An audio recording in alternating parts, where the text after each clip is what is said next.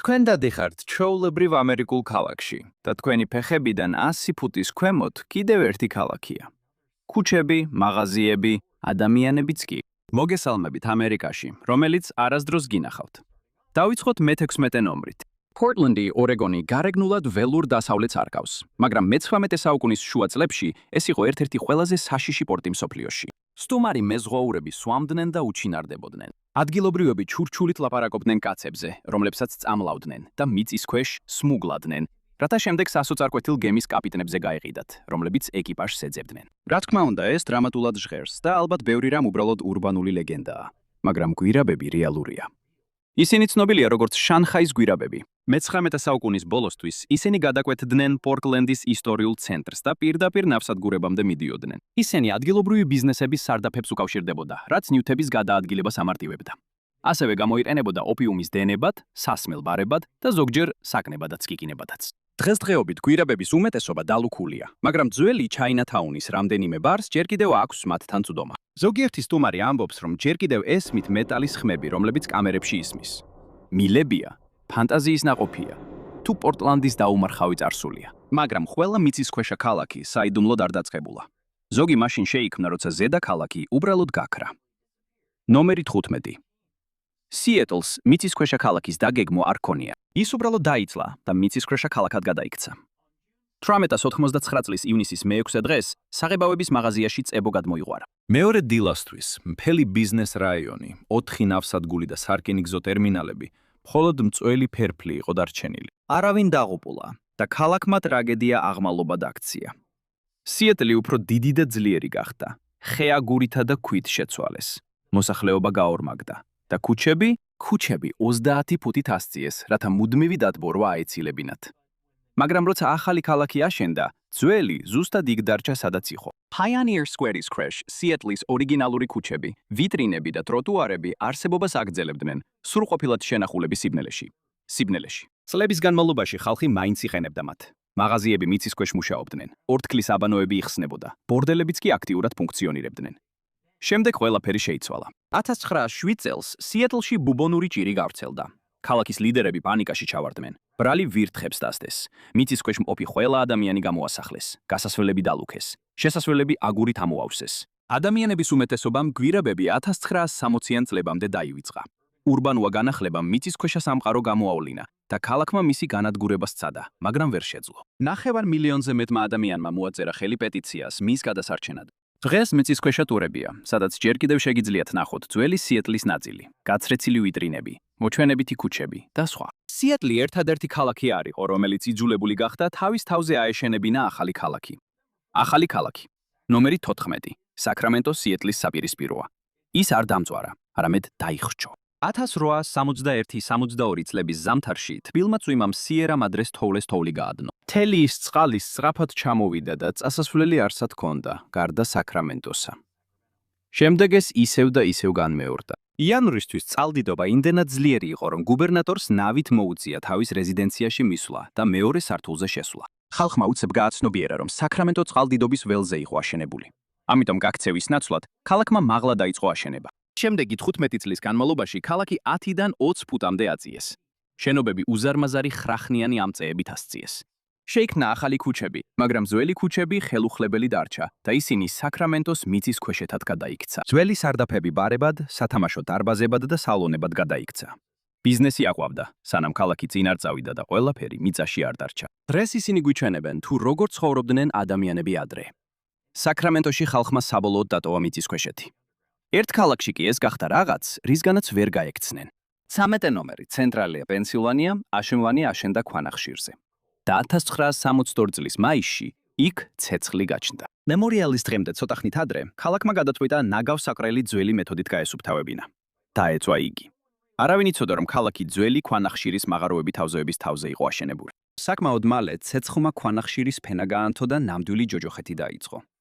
თავიდან ჩანდა, რომ ქალაქს ცეცხლის გაკონტროლება შეეძლო, მაგრამ შემდეგ კვამლი მიწიდან ამოვიდა. ჰაერი ტოქსიკური გახდა. ნახშირჟანგი სარდაფებში შეიჭრა. ხალხმა წასვლა დაიწყო თავიდან ნელა. ზოგი მსხოვრები დარჩენას ცდილობდა. 1983 წელს 12 წლის ბიჭი თითქმის დაიღუპა, როცა ტოქსიკური აირით სავსე მიწის ჩავარდნაში ჩავარდა. ეს იყო დასასრული. ფედერალურმა მთავრობამ ჩაერია ქალაქი 42 მილიონ დოლარად იყიდა და თითქმის ყველა შენობა ავარიულად ცნო. ცხოვრებლები კი ევაკუირებულნი იქნენ. სასამართლო ბრძოლები 10 წლეულების განმავლობაში გრძელდებოდა, მაშინ როცა ცეცხლი ქუჩების ქვეშ კვლავ იწოდა. დღეს მხოლოდ 5 ადამიანი დარჩა. ქალაქის საფოსტო ინდექსი 2002 წელს გაუქმდა და მოსალოდნელია, რომ ცეცხლი კიდევ 200-250 წელი იწვება. თუ ასეთი რუკების განხილვები მოგწონთ, აუცილებლად გამოიწერეთ არხი, რადგან, როგორც ჩანს, ჩემი კარიერული გზა მთლიანად მიწისქვეშეთში გადავიდა. სხვათა შორის, ყველა მიწისქვეშა სივრცე შემთხვევით არ ჩნდება. ზოგი სპეციალურად შენდება, რომ თვალთახედვის მიღმა დარჩეს.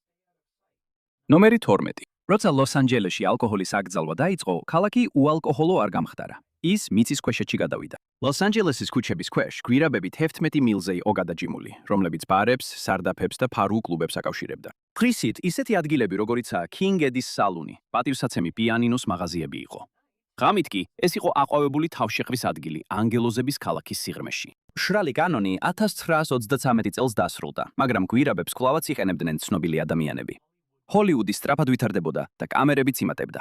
ლოს-ანჯელესის ყველაზე სკანდალური თავშეყრის ადგილები გვირაბებს იყენებდნენ, რათა ვარსკვლავებს პაპარაცებისთვის აცილება შეძლებოდათ. Cecil Hotels გვირაბი ჰქონდა, რომელიც Players კლუბთან მიდიოდა, Howard Hughes-ისა და სხვა ცნობილი ადამიანების საყვარელ ადგილთან. სასტუმრო დაიხურა და გვირაბი ურბანულ ლეგენდად იქცა. 2012 წლამდე შენობაში სარემონტო სამუშაოების დროს მუშებმა შემთხვევით აღმოაჩინეს გვირაბი. ეხლა კი საქმე სერიოზულ ფაზაში შედის. ნომერი 11. ბოსტონი რევოლუციის ლეგენდებთან ასოცირდება. შესაბამისად, ქალაქის ქვეშ გვირაბების შესახებ ჭორებიც არსებობს. ჯარისკაცები ინგლისელების ფეხქვეშ გადაადგილდებოდნენ. ჯორჯ ვაშინგტონის შეუმჩნევლად იპარებოდა. მაგრამ ამ ყველაფრის უმეტესობა გადაჭარბებულია. ბოსტონი გვირაბებისთვის არ არის განკუთვნილი. მიწისქვეშა წყლების დონე მაღალია. ქალაქის დიდი ნაწილი ნაკარ მიწაზეა აშენებული.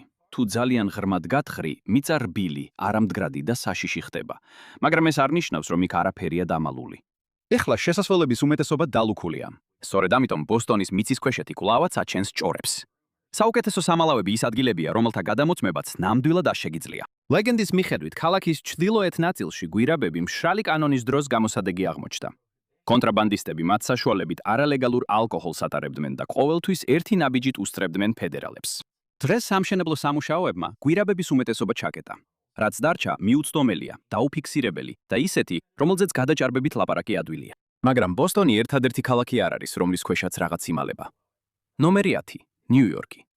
შეიძლება იყოს ქალაქი, რომელიც არასდროს იძინებს, მაგრამ აქ ბევრი რამაა, რაც თვალწინ იმალება. Waldorf Astoria შეიძლება 80 წელზე მეტი იყოს, მაგრამ ის მაინც ძველი სკოლის ფუფუნების სიმბოლოა. მაგრამ მიუხედავად იმისა, რომ ეს ქალაქის ერთ-ერთი ყველაზე ცნობილი შენობაა, მას საიდუმლო აქვს. ტრეკი 61.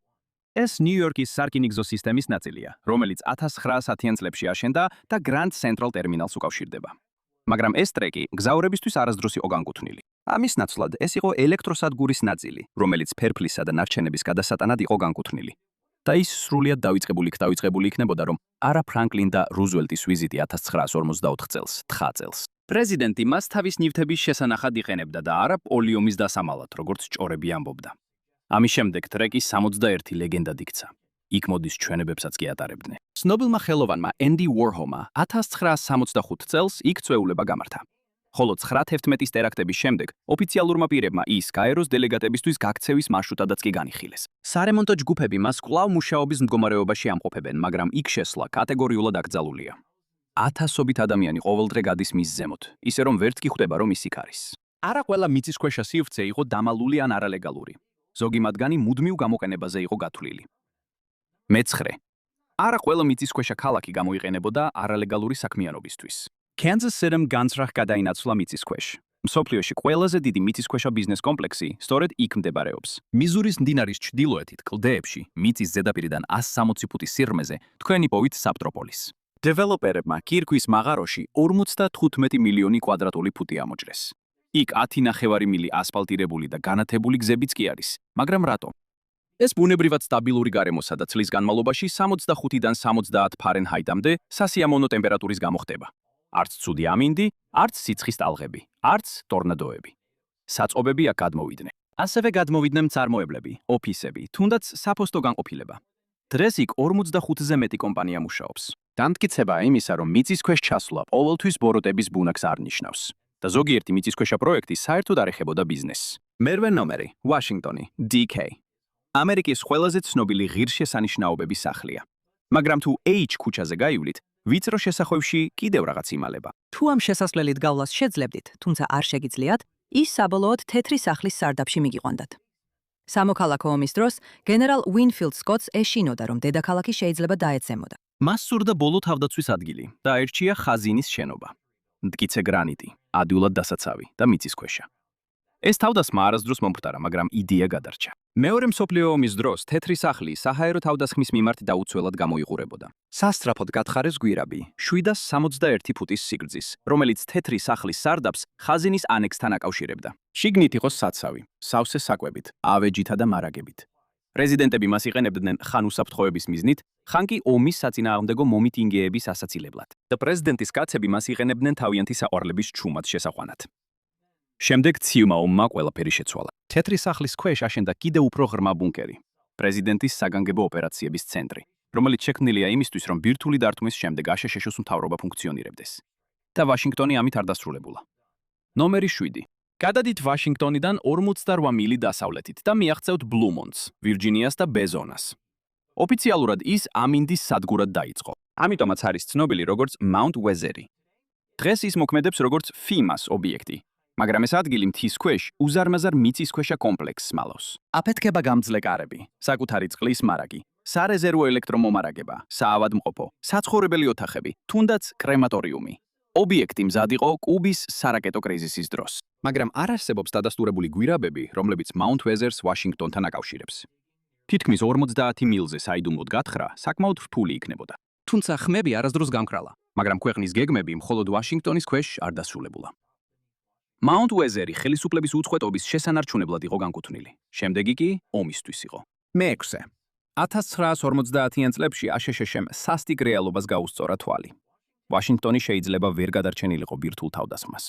ამიტომ მეორე პენტაგონი ამოჭრეს პენსილვანიაში, ბლუ რიჯის მთებში. 1953 წელს ობიექტი არ დასრულდა, რაც დღევანდელი ფულით რამდენიმე მილიარდი დოლარი დაჯდა. შიგნით არის ელექტროსადგურები, წყლის რეზერვუარები, საკვების საცავები, სარდლობის ოთახები, თუნდაც ბარი. თუ ნამდვილი პენტაგონი განადგურდებოდა, ეს ობიექტი გადაიბარებდა მის ფუნქციებს. ვიცე-პრეზიდენტი დიკ ჩეინი იქ გადაიყვანეს 9/11-ის თავდასხმების შემდეგ. გვირაბები იმდენად დიდია, რომ რამდენიმე სამსართულიანი შენობის მოთავსება შეიძლება. და მთავრობის გეგმები პენტაგონით არ დასრულებულა. მე-5. გრინბრაიერის სასტუმრო, White Sulphur Spring-ში, დასავლეთ ვირჯინიაში, 1913 წლიდან ფუნქციონირებს. მის სტუმრებს შორის 28 პრეზიდენტია და მეორე მსოფლიო ომის დროს მას პინძლობდა მნიშვნელოვან საერთაშორისო კონფერენციებს. ეს კი მას იდეალურს ხდიდა. ცივი ომის პერიოდში პენტაგონს სარეზერვო გეგმა ჰქონდა, მაგრამ კონგრესს არა. ასე რომ 1959 წელს სასტუმრომ ახალი სამშენებლო პროექტი დაიწყო.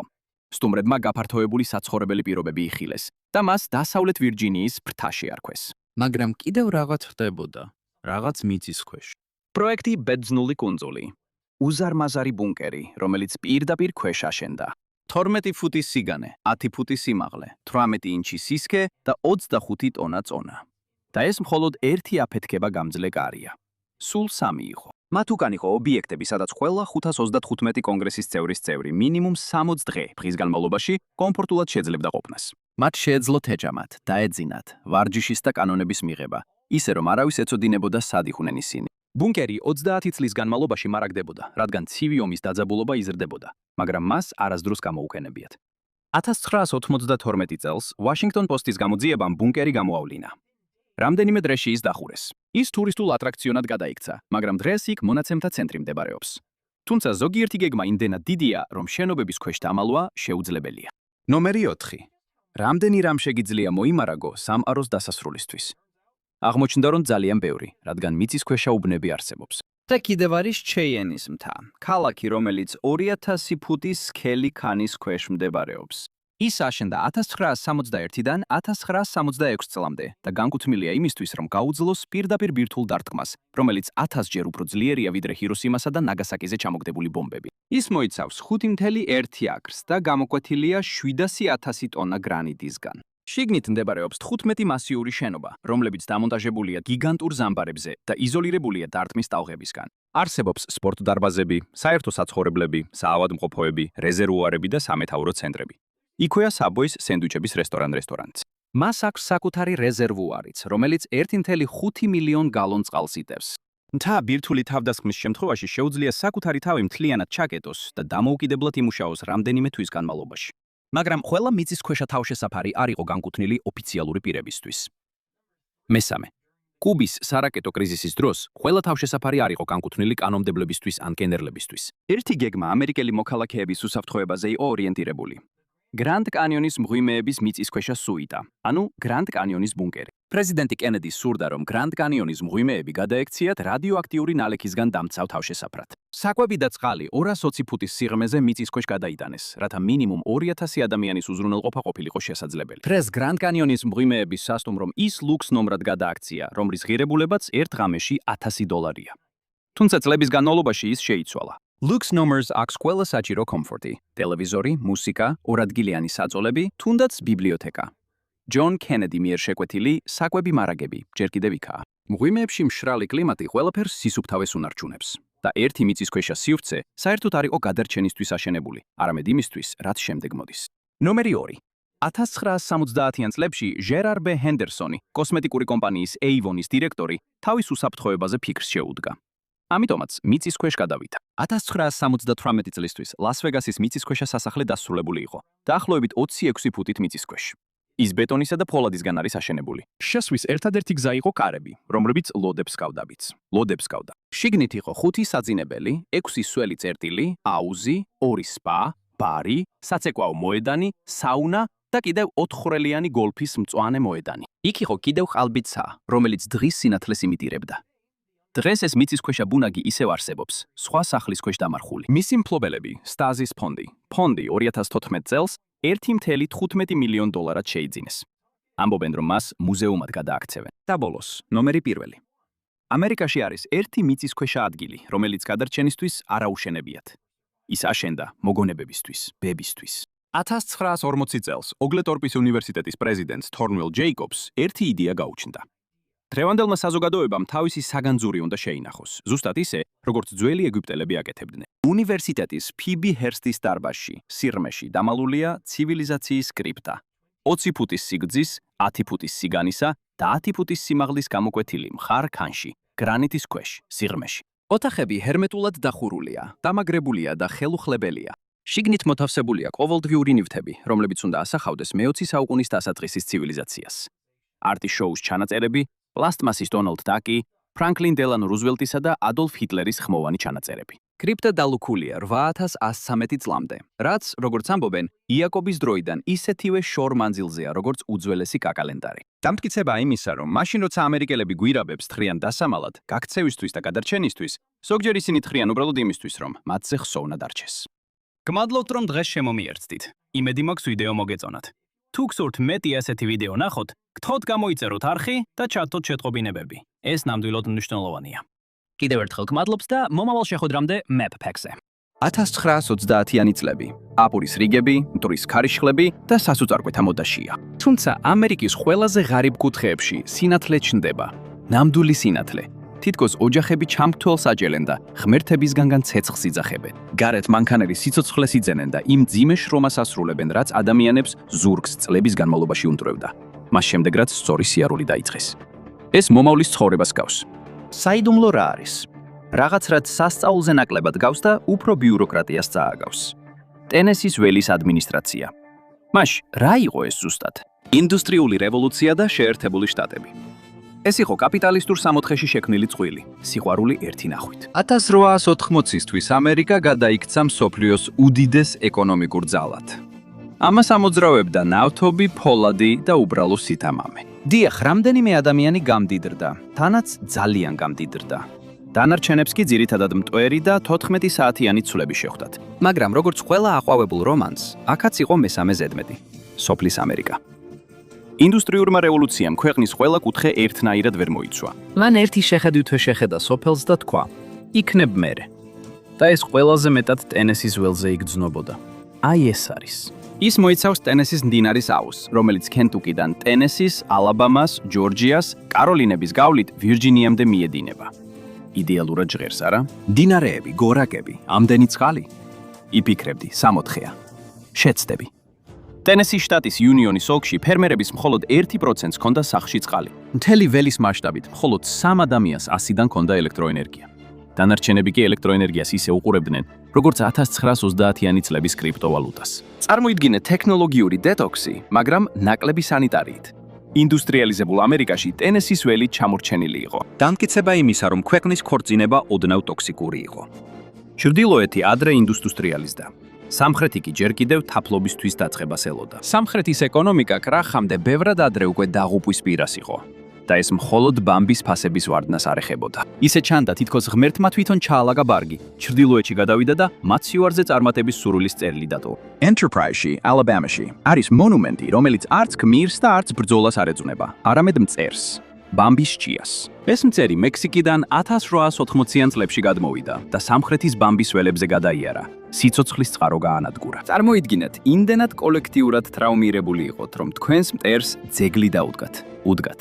მაგრამ აქაც კი გეოგრაფიას ერთი ბოლო საჩუქარი ჰქონდა დატოვებული. კურთხევა გამოჩნდა Mass Shoals-ში, Alabama-ში. სწორედ იქ ეცემა ტენესის მდინარე 140 ფუტით სულ რაღაც 30 მილში. ეს ჩამოვარდნილი წყალი უდიდეს აუთვისებელ ენერგიას ნიშნავდა. ბუნებრივი ჰიდროჯეკპოტი, რომელიც უბრალოდ ელოდა ვინმე შეემჩნია. ეს გრძნობა მეც მაქვს ნაცნობი. თუ მოგწონთ ეს ვიდეოები, აუცილებლად დააჭირეთ გამოწერის ღილაკს, რადგან როგორც ჩანს, ჩემი ცხოვრება მხოლოდ ერთი მიმართულებით მიდის. Zoom in. როგორც არ უნდა იყოს, 1916 წლისთვის ფედერალურმა მთავრობამ ყურადღება მიაქცია. მან შეიძინა ეს ადგილი, ააშენა უილსონის კაშხალი და გეგმავდა, რომ პირველი მსოფლიო ომის ასაფეთქებლებისთვის ნიტრატის ქარხანა ელექტროენერგიით მოემარაგებინა. ძალიან პატრიოტულია. პატარა პრობლემა? ომი ადრე დასრულდა. 1921 წლის General Electric-ის რუკამ უბრალოდ მარილი დაყარა ჭრილობაზე. შტატები გადიდებული ან შემცირებული იყო იმის მიხედვით, რამდენ ადამიანს ჰქონდა ელექტროენერგია. ვაშინგტონი DK ისე გამოიყურებოდა, თითქოს რუკა გადაღლაბა. 98% ელექტრიფიცირებული და საკმაოდ ამაყი. ქვეყნის საშუალო მაჩვენებელი 47%. 108 მილიონ ამერიკელიდან 62 მილიონს სინათლე ჰქონდა. დანარჩენები ძირითადად სეპიისფერი Instagram-ის ფილტრში ცხოვრობდნენ. სამოქალაქო ომი დიდი ხნის დასრულებული იყო, მაგრამ მეისონ დიქსონის ხაზი ისევ თავის საქმეს აკეთებდა. თითქმის ერთი საუკუნის შემდეგ შეერთებული შტატები უხერხულად გავდა 1830 წლის მდგომარეობას. უბრალოდ უკეთესი ქუდებით და უარესი საფონდო ბირჟებით. სამხრეთის შემოსავალი ეროვნული საშუალოს დაახლოებით 60%-ის გარშემო ტრიალებდა. დიდი დეპრესიის პირობებში ეს ნიშნავდა: ჩვენ კარგად ვართ. უილსონის კაშხალი 1925 წელს გაიხსნა და მისი ღირებულება 47 მილიონი დოლარი იყო, რაც დღეს დაახლოებით 663 მილიონ დოლარს შეადგენს. ეს კი იაფად ითვლება. ეს იგივე ფასია, რაც ოჯახური ზომის კვერცხის კოლოფი 2025 წელს ღირს კონგრესი შეშინდა. ეს დიდი თანხა იყო, ამიტომ მათ მისი გაყიდვა სცადეს. შემოვიდა მყიდველების რიგი. ჰენრი ფორდმა 99 წლიანი იჯარის წინადადება წამოაყენა, რათა ნიტრატის ქარხანა აეშენებინა. ეს იყო რეგიონის პირველი შეხედვა იმისა, თუ როგორი შეიძლებოდა ყოფილიყო ინდუსტრია. მაგრამ არც ერთმა სამხრეთმა შტატმა არ იბრძოლა მის შესანარჩუნებლად. არც ერთმა. ინიციატივა ნებრასკის სენატორისგან წამოვიდა. ერთადერთი ადამიანი, რომელსაც ადგილობრივი ეკონომიკა ადარდებდა, 800 მილის მოშორებით ცხოვრობდა. სენატორი ჯორჯ ნორისი ექვსჯერ ცდილობდა ფედერალური მხარდაჭერის მიღებას ტენესის ველის განვითარებისთვის. 6 ჯერ. იმ ეტაპზე ის პოლიტიკას აღარ სთავაზობდა. მას უარყოფისადმი მიდრეკილება ჰქონდა. ბობოქაროციანებში ის სწორად ადამიანი იყო აბსოლუტურად არასწორ პარტიაში. ვაშინგტონი იმდენად იყო დაკავებული შამპანურში ცურვით, რომ ხალხისთვის, რომელიც წყალდიდობაში ცურავდა, ყურადღება არავის მიუქცევია. შემდეგ იყო გვალვა. 1925 წლიდან 1928 წლამდე მოსავალი განადგურდა. პირუტყვის შიმშილით იხოცებოდა. 1929 წლისთვის ღარიბი თეთრკანიანი ჯორჯიელები წელიწადში დაახლოებით $200-ზე ცხოვრობდნენ. რაც დღევანდელი ღირებულებით დაახლოებით $3800 იყო. და ეს ყველაფერი დიდი დეპრესიის დაწყებამდე იყო. როცა კრახი დაიწყო, მან ის მცირე საფუძველიც კი გაანადგურა, რაც არსებობდა. 1921 წელს ბამბის ფასი ფუნტზე 5.6 ცენტამდე დაეცა, რაც 10 წლეულების განმავლობაში ყველაზე დაბალი მაჩვენებელი იყო. მთელი სამხრეთის ეკონომიკა მიწაში ჩაეფლო, რომელსაც ამუშავებდა. ამერიკა ყოველთვის რთული იყო. ერთი მხარე ინდუსტრიული და ამბიციური, მეორე კი ჯერ კიდევ ბნელში დაბნეული, სინათლის ჩამრთველის პოვნას ცდილობდა. ინდუსტრიულმა რევოლუციამ ეს განსხვავებები უგულებელყოფას აღარ დაუტოვა. მაგრამ განქორწინება დრის წესრიგში არ იდგა. მათ უნდა ემუშავათ ერთად, როგორც წყვილს, რომელიც ბავშვების ხატერ ერთად რჩება. ასე არ უნდა ყოფილიყო. გერმანია, დაბომბილი, გაღატაკებული და ჯერ კიდევ ემოციურად მეორე მსოფლიო ომის გადამუშავების პროცესში თავისი ფერმების 80% ელექტრიფიცირებული ჰქონდა. ახალ ზელანდიამ 60%-ს მიაღწია და ვითარებას კიდევ უფრო ამძიმებდა ის, რომ კანადაც წინ იყო.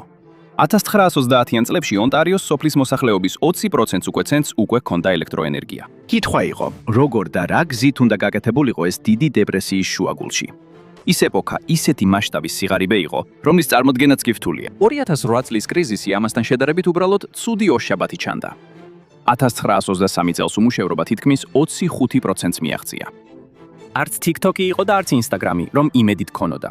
ვერ შეძლებდი უბრალოდ საკუთარი თავის როგორც დეპრესიის ეპოქის ინფლუენსერის თავიდან გამოგონებას. ძალიან დაკავებული იყავი შიმშილით და ტკივილიც თანაბრად არ ნაწილდებოდა. ეს 25% მხოლოდ ეროვნული საშუალო მაჩვენებელი იყო.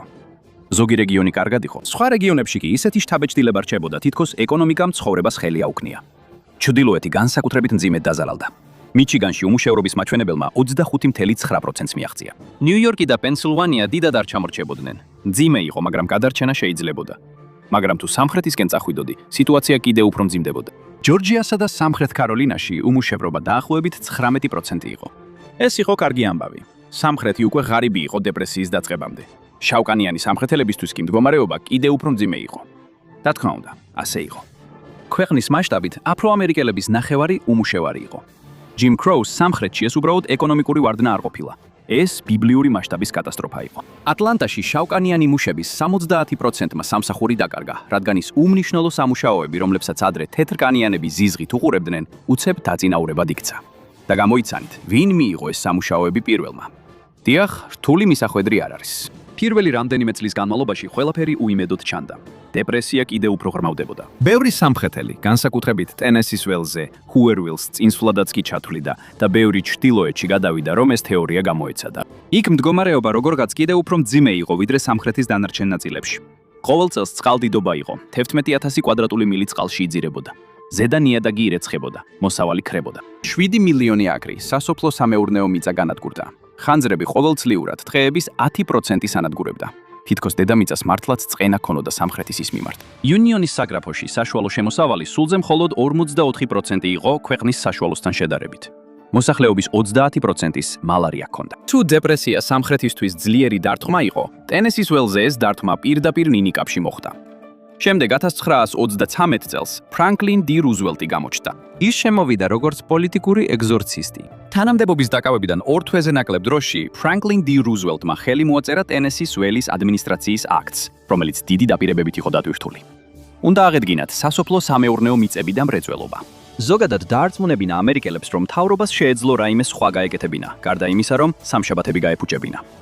ტენესის ველის ადმინისტრაცია იყო თამამი და ამბიციური და მან სწრაფად შეიძინა მტრები. კერძო ენერგო კომპანიები ფედერალურ კომუნალურ კომპანიას წმინდა ერესად მიიჩნევდნენ. მათთვის ელექტროენერგია პროგრესი არ იყო, ეს იყო მოგება. მთავრობის მიერ ენერგიის მართვის იდეამ ისინი გააცოფა. თითქოს ვიღაცამ უფასო ბუფეტი გახსნა მათი 5 ვარსკვლავიანი რესტორნის გვერდით. ამიტომ ამერიკული ტრადიციის სამებრ მათ სასამართლოში უჩივლეს. ეს უკვე თითქმის რეფლექსად იქცა და TVA-ისთვის საქმე კარგად არ გამოიყურებოდა. სასამართლომ თავიდან მის წინააღმდეგ მიიღო გადაწყვეტილება, მაგრამ სააპელაციოში გამარჯვება მოიპოვა. თუმცა ეს ამერიკაა. სასამართლოში კიდევ ერთი სარჩელი ყოველთავის შეიძლება იყოს. შემდეგ მოხდა ის, რაც მთავრობასთან იშვიათად ასოცირდება.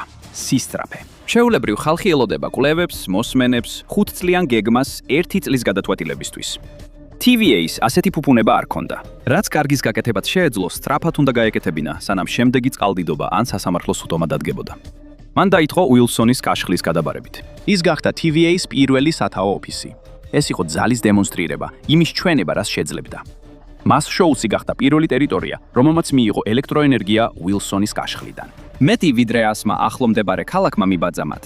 ელექტროენერგია მხოლოდ სახლები კი არ გაანათა, არამედ ადამიანების ცხოვრებას შეცვალა. წლების ოფლის, მზის დამთრობისა და გამოცდაზე დაფუძნებული მეურნეობის შემდეგ, ხალხს ბოლოს და ბოლოს შეეძლო ჩამერთოთ ჩამრთველიელი და შეერთებოდნენ მე-20 საუკუნეს. იცით, იმაში, სადაც ყველა დანარჩენი უკვე კარგახანია იყო. ცივილიზაცია ვერსია 2.0 ახლა ნაკლები ჩირაღდნებით. პირველი პროექტი, ბრწყინვალე ახალი კაშხალი კლინჩის მდინარეზე. სენატორ ნორისის სახელობის მშენებლობა დაიწყო 1933 წლის ოქტომბერში. მოულოდნელად ისევ გაჩნდა სამუშაო. ნამდვილი, პატიოსანი, გადასახადების გადამხდელი სამუშაო. 1 წლის განმავლობაში 9000 ადამიანი იყო TVA-ს სახელმწიფო სიაში. და განსხვავებით დეპრესიის დროინდელი უმეტესობისგან, ეს მუშები ორგანიზებულები იყვნენ. Franklin Delano Roosevelt პროფკავშირების მხარდამჭერი იყო და TVA-მაც იგივე გზა აირჩია. მაგრამ TVA მხოლოდ გმირული საქმეები და ჰიდროდიდება არ იყო. ადგილობრივები აღფრთოვანებულები არ იყვნენ. წარმოიდგინე, მთავრობა მოდის, რომ შენი ფერმა დადბოროს და სახლი გადაგატანინოს. ძნელია მადლიერება იგრძნო, როცა შენი სახლის წინკარი უცებ წყლის პირას აღმოჩნდება. მაგრამ 1930-იან წლებში თანაბარი დასაქმების შესაძლებლობები არ არსებობდა. საერთოდ არ იყო. და მიუხედავად იმისა, რომ ბევრმა აფრო-ამერიკელმა ლინკოლნის პარტიიდან ფრანკლინ დელანო რუზველტზე გადაიტანა ხმა, ის სამოქალაქო უფლებების გმირი არ ყოფილა.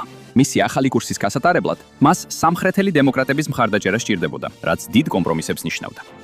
შაამუშებს იშვიათად ეძლეოდათ შანსი. როცა შანსი ჰქონდათ, ეს ჩვეულებრივ ცოცხით ან ნიჩბით ხდებოდა.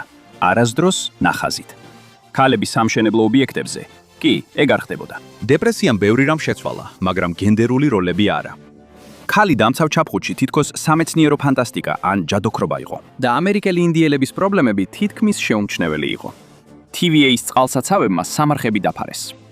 სამართლიანობისთვის უნდა ითქვას, რომ მთავრობამ ნეშტები ხელახლა დაკრძალა და ახალი საფლავის ქვებიც დააყენა. სასიამოვნო ჟესტია, თუ გავითვალისწინებთ, რომ შემთხვევით ტბის შექმნა შენი წინაპრების სამარხების სამარხებზე ბროშურაში არ ეწერა.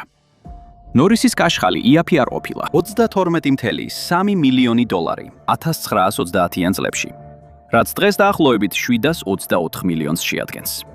და ამას მსხვერპლიც მოხვა. 3000 ოჯახი გადაასახლეს და 5300 საფლავი გადაიტანეს. მთავრობამ ამას პროგრესი უწოდა.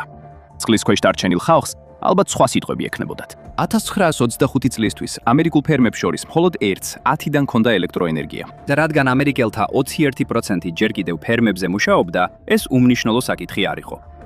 თუ ქალაქიდან გახვიდოდი, უბრალოდ თანამედროვე ცხოვრებას კი არ ტოვებდი, არამედ დროში მოგზაურობდი. 1926 წლისთვის ნორისის კაშხალი უკვე ფუნქციონირებდა და ეს მხოლოდ დასაწყისი იყო.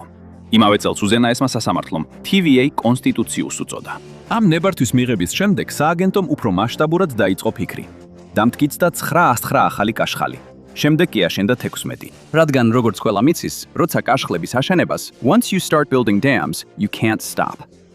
ახლა დრო იყო, რომ სინათლეები საბოლოოდ დაინთო. კიდევ ერთმა ახალი კურსის პროექტმა ხელი შეუწყო ამას. სოფლის ელექტრიფიკაციის ადმინისტრაცია, TVA-ის უმცროსი ძმა, რომელიც გვიან გამოჩნდა, მაგრამ მაინც მიიღო აღიარება. მისი მისია Muscle Shoals-ის მოდელის მთელ ტენესის ველზე გავრცელება. ფონტანას კაშხალი გახდა გვირგვინის მარგალიტი. თუ უილსონი და ნორისი შთამბეჭდავი იყო, ფონტანა ნამდვილი მონსტრი გახლდათ. კაშხლების გოძილა, მაგრამ უფრო მეგობრული და ნაკლებად რადიოაქტიური. 480 ფუტის სიმაღლით ის დღემდე ყველაზე მაღალი კაშხალია მისისიპის აღმოსავლეთით. მისი წყალსაცავი, ფონტანას ტბა, 10,000-ზე მეტ აკრს ფარავს, მაგრამ ამ თვალწარმტაცი წყლის ქვეშ საიდუმლო იმალება. როგორც ნორისის შემთხვევაში, ფონტანასაც ჰყავდა გამარჯვებულები და დამარცხებულები. წინსვლას ყოველთვის თან ახლავს დანაკარგები. ფონტანას ტბის ქვეშ რამდენიმე ქალაქია ჩაძირული, ყველა განადგურდა, როგორც თანამედროვე დიდი წარღვნის დროს. ოღონდ იმ კაცის გარეშე, ვისაც კიდობანი ჰქონდა. მიუხედავად ამისა, კაშხალმა თავისი საქმე გააკეთა. იაპონიამ ეს შეამჩნია. 1930-იან წლებში ტაიფუნებმა სანაპიროები დააზიანეს. ფერმები წყლის ქვეშ აღმოჩნდა და ჩრდილოეთ იაპონიაში შიმშილი დაიწყო. სხვა კონტინენტია, იდივე პრობლემა. დედაბუნება მსოფლიო ტურნეზე იყო. იაპონელი ინჟინრები ამერიკაში ჩამოვიდნენ, რომ TVA-ის შეესწავლათ. 1938 წლისთვის იაპონიამ 5 ჰიდროელექტროსადგურის კაშხლის მშენებლობა დაიწყო კიტაკამის მდინარეზე. რეგიონი, რომელიც ადრე კატასტროფებით იყო ცნობილი, იაპონიის საომარი ინდუსტრიის ცენტრად გადაიქცა. მიუხედავად იმისა, რომ ეს იმპერიას ვერ გადაარჩენდა, აღმოჩნდა, რომ ატომურ ბომბს კაშხლებით ვერ აჯობებ. მაგრამ TVA-ის დროულობას კიდევ ერთი მნიშვნელოვანი მიზეზი ჰქონდა. დიდმა დეპრესიამ მხოლოდ ამერიკა კი არ დააზარალა. მან მთელი მსოფლიო დაარტყა. გერმანია, რომელიც ჯერ კიდევ პირველი მსოფლიო ომის შედეგებს ებრძოდა, ერთ-ერთი ყველაზე მეტად დაზარალებული იყო. და 2 თვის შემდეგ, რაც FDR პრეზიდენტი გახდა, სრულიად განსხვავებული ტიპის ლიდერმა თავისი გზა აირჩია. ადოლფ ჰიტლერიც დიდ ყურადღებას აქცევდა ინფრასტრუქტურას. მას ავტობანი უყვარდა და მთლიანად ომის თემაც. როდესაც მისი ბლიცკრიგის კამპანიები დაიწყო, აშკარად გამოჩნდა, რამდენად ჩამორჩებოდა შეერთებული შტატები. ამერიკას ოპტიმიზმი ჰქონდა. ადობს კი ტანკები, მაგრამ იყო საიდუმლო იარაღი. TVA-ის იაფმა ენერგიამ გაღატაკებული რეგიონი საომარ მანქანად გადააქცია. ელექტროენერგია დიდ გამამრავლებლად იქცა. ქარხნები ერთ რამეში გაჩნდა, ხმაურიანი, ცხელი და ალბათ რამდენიმე უსაფრთხოების კანონის დამღვევი. მოულოდნელად, ტენესის ველის მოსახლეობა დემოკრატიის არსენალის ნაწილი გახდა. ისინი ფოლადს ამზადებდნენ გემებისთვის, ჩურვებისთვის და იარავისთვის. თვითმფრინავებისთვის ალუმინი ასამბლეის ხაზებიდან სატვირთოებით გამოდიოდა. თვითმფრინავები ტენესის ველის ალუმინით შენდებოდა. ამერიკის საბრძოლო მასალებში გამოყენებული ელემენტარული ფოსფორის 60% აქედან მოდიოდა. შთამბეჭდავი და შემაძრწუნებელი. იცით, რომ წარმატებას მიაღწიეთ, როცა თქვენი ადგილობრივი ეკონომიკა იმაზეა დამოკიდებული, რაც აფეთქდება. და ეს არც კი იყო ყველაზე ფეთქებადი პროექტი, რომელსაც ტენესის ველის ადმინისტრაცია ენერგიით ამარაგებდა. პირდაპირ იმდენი ელექტროენერგია იყო, რომ ტენესის ველი მეორე მსოფლიო ომის ყველაზე საიდუმლო პროექტისთვის იდეალურ ადგილად იქცა. როცა ცდილობს შექმნა იარაღი, რომელმაც შეიძლება ცივილიზაცია დაასრულოს, გჭირდება საიმედო ძაბვა. 1942 წლის 19 სექტემბერს ნაკლებად ცნობილმა გენერალმა თავისი პირველი დიდი გადაწყვეტილება მიიღო. ლესლი გროუვსმა ტენესიში 7 მიწის ნაკვეთი აირჩია. ის იყო შორეული, სოფლის ტიპის და იმდენად შეუმჩნეველი, რამდენადაც შეიძლება იყო, თუ სიმინტში არ იმალები. ის ყველა კრიტერიუმს აკმაყოფილებდა. შორს იყო მტრის ბომბდამშენებისგან, მაგრამ საკმარისად ახლოს ნოქსვილთან, რომ მუშები მიეზიდა. იქ მხოლოდ დაახლოებით 1000 ოჯახი ცხოვრობდა. ეს ნიშნავდა ნაკლებად უხერხულ საუბრებს გამოსახლებაზე. მიწა ციაფი იყო.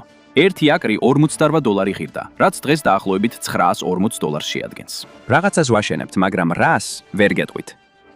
ტიპის პროექტისთვის ეს ძალიან ხელსაყრელი ფასი იყო. ყველაზე მთავარი კი ის იყო, რომ ელექტროენერგია ყველგან იყო. ნორისის კაშხალი და მთელი TVA-ის ქსელი მზად იყო, რომ ენერგია მიეწოდებინა, რაც არ უნდა გამხდარიყო ეს პროექტი და ეს მართლაც დიდი იყო. მთავრობამ კლინჩის მდინარის მახლობლად 59000 აკრი შეიძინა და ნულიდან დაიწყო ქალაქის აშენება. თავიდან მას ობიექტი X-ი ეწოდებოდა, სულაც არ იყო საიდუმლო. შემდეგ კლინტონის საინჟინრო კომპლექსი. საბოლოოდ კი უკრიჯი. კი, სახელწოდება პენსიონერთა დასახლებას გავს, მაგრამ სწორედ აქ ისწავლა კაცობრიობამ ატომების გაყოფა. მანჰეტენის პროექტი დაიწყო და ტენესის ველის ადმინისტრაცია სახლების ელექტროენერგიით მომარაგებიდან აპოკალიფსის გამოგონებაში დახმარებაზე გადავიდა. პირველად აშენდა ექსპერიმენტული X-ათი ქარხანა, იქ ალუმინის კილებში მოთავსებულ ურანის ნაჭრებს აგდებდნენ, რომლებიც ქიმიურ გამ-ოფ პროცესს გაივლიდნენ. ამან ლაბორატორიის გარეთ მსოფლიოში პირველი პლუტონიუმი შექმნა. ეს იყო ფეთმენის ბომბის საფუძველი. ის, რის გამოც რობერტ ოპენჰაიმერს ძილი ეკარგებოდა და რის გამოც კრისტოფერ ნოლანმა ჯილდოები მოიპოვა. შეერთებული შტატები ბირთვულ ეპოქაში შევიდა იმის გამო, რაც ტენესის ველის რეგიონს ადრე აკლდა. ენერგია. 15 წელზე ნაკლებ დროში, სიღარიბით მოცული სოფლის რეგიონი იქცა ძრავად, რომელმაც მეორე მსოფლიო ომში გამარჯვებაში შეიტანა წვლილი და ამერიკა სუპერ სახელმწიფოდ აქცია. ასე რომ, არასოდეს თქვა თუ არის თქვენს ოცნებებზე, განსაკუთრებით მაშინ, თუ მათ ფედერალური დაფინანსება მოხვება. არც ისე ცუდია პროგრამისთვის, რომელიც კონგრესმა ბიუროკრატიით კინაღამ ჩაშალა, მაგრამ TVA-ის საქმე ჯერ არ დასრულებულა. ქალაქების დათბორვით დაკმაყოფილებული არ იყო, ამიტომ გადაწყვიტა ატმოსფეროზე ცეცა და გავლენა მოეხდინა. 1942 წელს აშენდა ვოტს ბარის ორთქლის სადგური, თუმცა შედეგი სწრაფად დადგა. ახალი ენერგია იმდენად ბევრი იყო, რომ TVA-მ თავისი პატარა დამატებითი საქმე წამოიწყო. ელექტრონული სახლისა და ფერმის სააგენტო. წარმოიდგინეთ, ეს იყო 1930-იანი წლების ამაზონი, მაგრამ უფრო ნელი მიწოდებით და ნაკლები მილიარდერით. ეს დაეხმარა ფერმერებს ელექტროღუმელების, სარეთხი მანქანებისა და სარწყავი ტუმბოების შეძენაში. საავადმყოფოები გაუმჯობესდა, სკოლებიც ასევე. TVA თვითონაც მასწავლებელი გახდა. ფერმერებს ასწავლიდნენ, როგორ დაეთესათ საფარი კულტურები, შეეცვალათ ნაკვეთები და შეენარჩუნებინათ ზედა ნიადაგი. მთავრობა აფინანსებდა ზრდასრულთა განათლებას, მაგრამ მეტი ნაკელით. და წყალმოვარდნების კონტროლის წყალობით წლიური წვიმები აღარ იყო ყოველწლიური კრიზისი. ნაკლები ბიბლიური სასჯელი, უფრო მართვადი დისკომფორტი. იაფმა ელექტროენერგიამ შრომა შეამცირა და ახალი ინდუსტრიები მიიზიდა. ტენესის ველზე დიდი ცვლილება მოხდა. ის აგრარული ჩამორჩენილი რეგიონიდან ინდუსტრიულ ცენტრად გადაიქცა რეკორდულ დროში. ყველაფერი ჰიდროენერგიით მომუშავე. დღეს ამერიკელთა მხოლოდ დაახლოებით 1.2% მუშაობს სოფლის მეურნეობაში. ებაში ელექტროენერგიამ ყველაფერი შესაძლებელი გახადა, გარდა მიწათმოქმედებისა. შესაძლოა ამიტომაც ჩემი პომიდრები სველი მუყავს გემოს გავს და თითო $5 ვირს.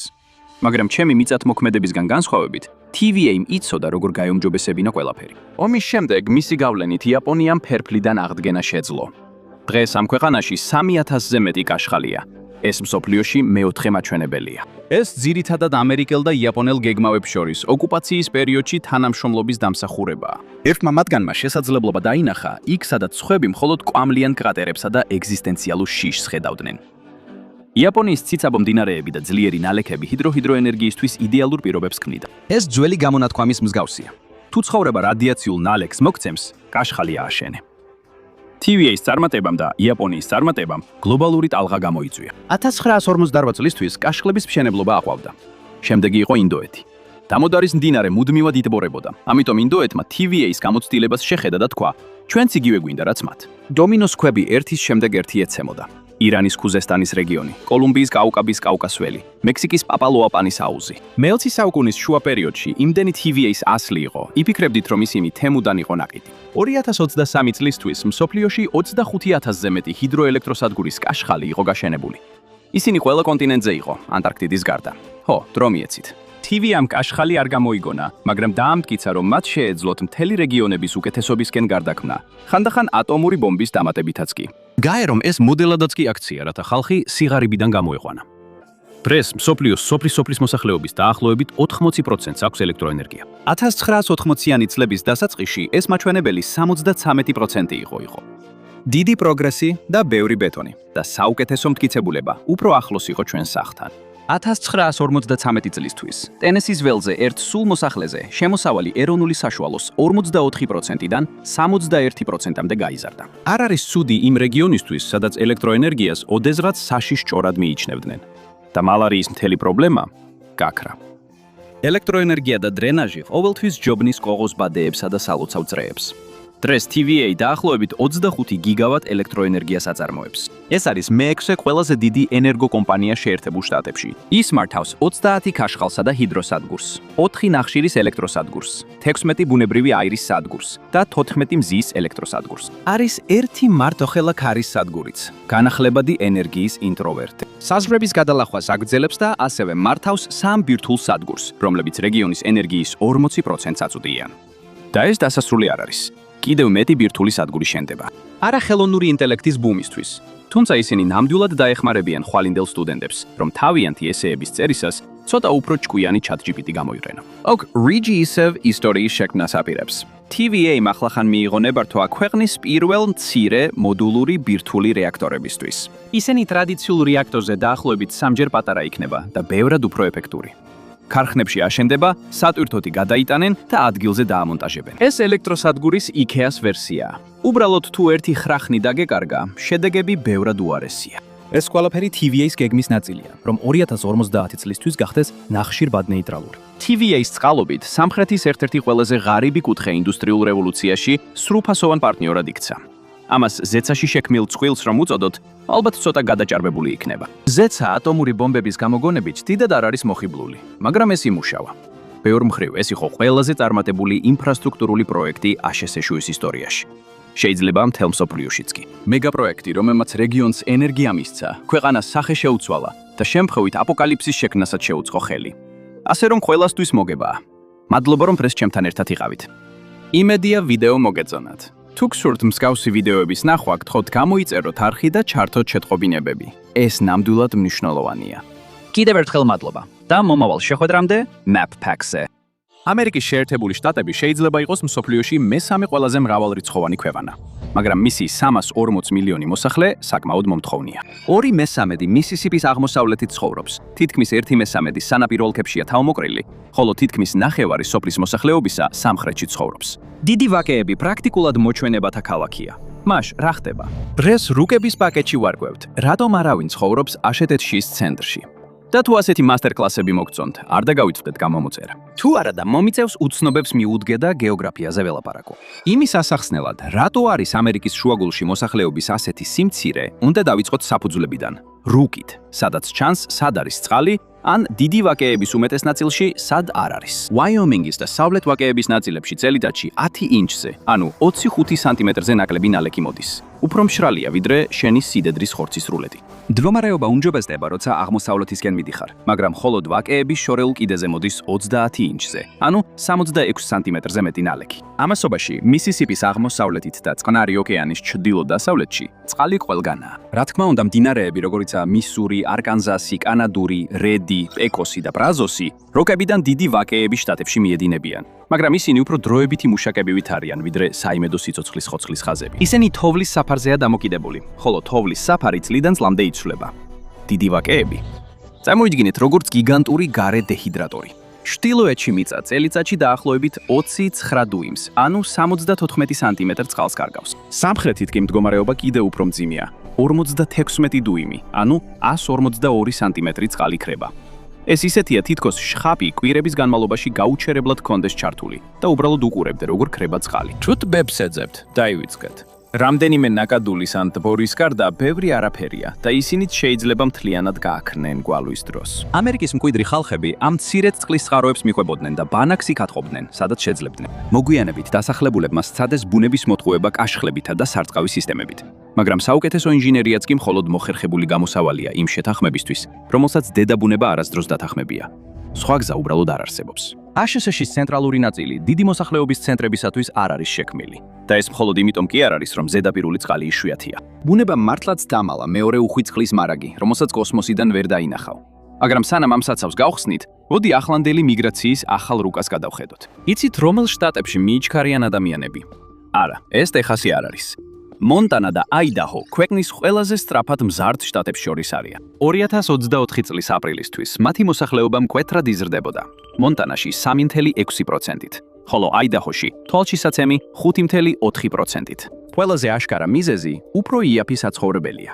ყოველ შემთხვევაში მანამ, სანამ ყველას იგივე აზრი არ გაუჩნდა. ეხლა მონტანაში სახლის საშუალო ფასი $378,000, აიდაჰოში კი $485,000.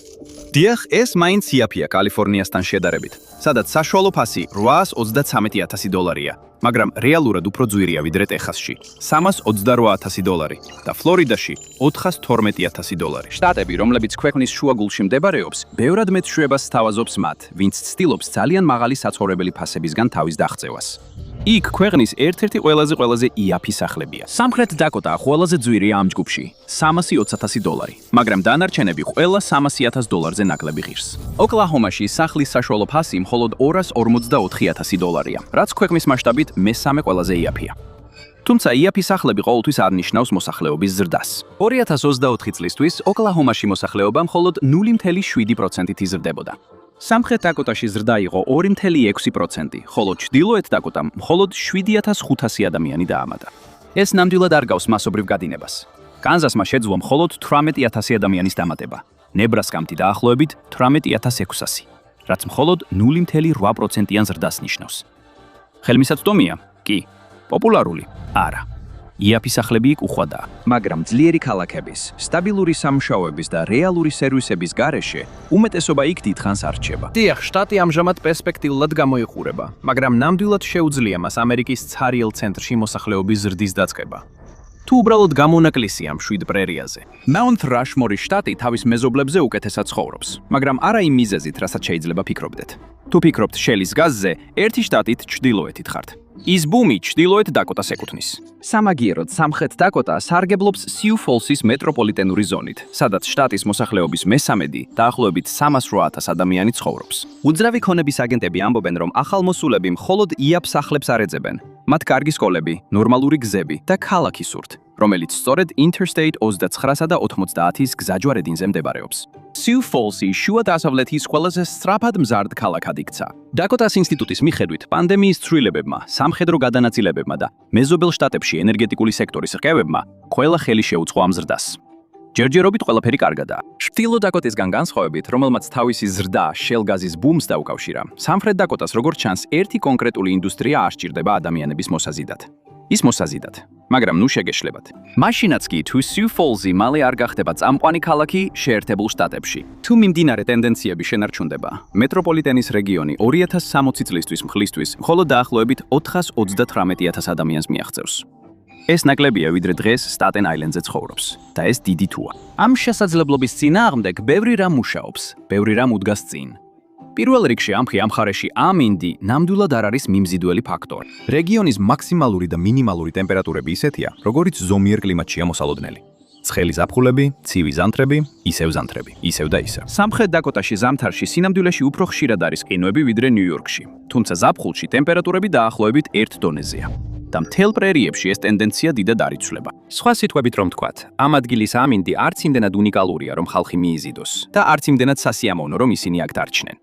მაგრამ თერმომეტრი მთელ ამბავს ვერ გვიყვება. სადაც ეს მონაცემები იწერება, ისიც არანაკლებ მნიშვნელოვანია და ამინდის სადგურების ქვეშ არსებული მიწა ერთნაირი არ არის. ექსტრემალური ამინდი ნიუ-იორკში შედარებით იშვიათია. აღმოსავლეთ სანაპიროზე მდებარეობის გამო აქ ზოგჯერ ტროპიკული ციკლონები გადაულის, როგორც ამას 2012 წლის ქარიშხალ სენდის შემდეგ დარჩენილი შედეგებით ჯერ კიდევ დაკავებული ადამიანები იტყვიან. მაგრამ ქარიშხლები იშვიათია და ტორნადოები კიდევ უფრო იშვიათად ხდება. საშუალოდ ნიუ-იორკის შტატში წელიწადში დაახლოებით 10 ტორნადო ხდება და 1900-დან წლიდან მხოლოდ 2-მა მიაღწია EF3 კატეგორიას. 11 არასდროს ყოფილა EF კატეგორიის, რაც ნიშნავს, რომ კარგად აშენებული შენობები საკმაოდ უსაფრთხოა. მკვლელი ტორნადოს ნიუ-იორკის ქალაქში გამანადგურებლად გავლენის შანსი პრაქტიკულად ნულია. თუ არ ჩავთვლით საცობებს სტიქიურ უბედურებად. მაგრამ ასე არ არის დაკოტებში, ნებრასკაში, კანზასსა და ოკლაჰომაში. თუ ტორნადოს აქტივობის რუკას შეხედავთ, ეს რეგიონი გამოიკვეთება. მოგესალმებით ამერიკის ტორნადოს ხეობაში, სადაც ტორნადოებს უყვართ შეკრება და პირდაპირ ქარის დარტყმა. ჩრდილოეთ დაკოტაში 2024 წელს 18 ტორნადო იყო, სამხრეთ დაკოტაში კი 11. ეს არც ისე კარგია, მაგრამ კატასტროფული ნამდვილად არ არის და აქედან მხოლოდ უარესდება. მხოლოდ იმ წელს ნებრასკაში 121 ტორნადო დაფიქსირდა, კანზასში 99, ხოლო ოკლაჰომაში 91 ტორნადოს ხეობა უბრალოდ მეტსახელი არ არის. ეს გაფრთხილებაა. ოკლაჰომა სიტისთვის ეს კოშმარული სტატისტიკაა. ქალაქში დაახლოებით 713,000 ადამიანი ცხოვრობს, ხოლო მეტროპოლიტენში 1,5 მილიონზე მეტი, რაც მას ტორნადოს ხეობის სამიზნეებში ყველაზე დიდ სამიზნედ აქცევს. მას შემდეგ, რაც ჩანაწერები არსებობს, ოკლაჰომა სიტიში 160-ზე მეტი ტორნადო დაფიქსირდა. აქ ცხოვრება ნიშნავს იმის ცოდნას, რომ ქარიშხალი არაა საკითხი თუ მოხდება, არამედ როდის. ოკლაჰომა სიტის ტორნადოს რისკი მხოლოდ დაზღვევის ტარიფებს არ ზრდის. ეს საგანგებო სიტუაციების მართვას ნამდვილ კოშმარად აქცევს. საფრთხე იმდენად მუდმივია, რომ ქალაქის დამგეგმავებს ოფიციალური თავშესაფრებიც კი არ აუშენებიათ. ტორნადოები ქარიშხლებივით არ არის.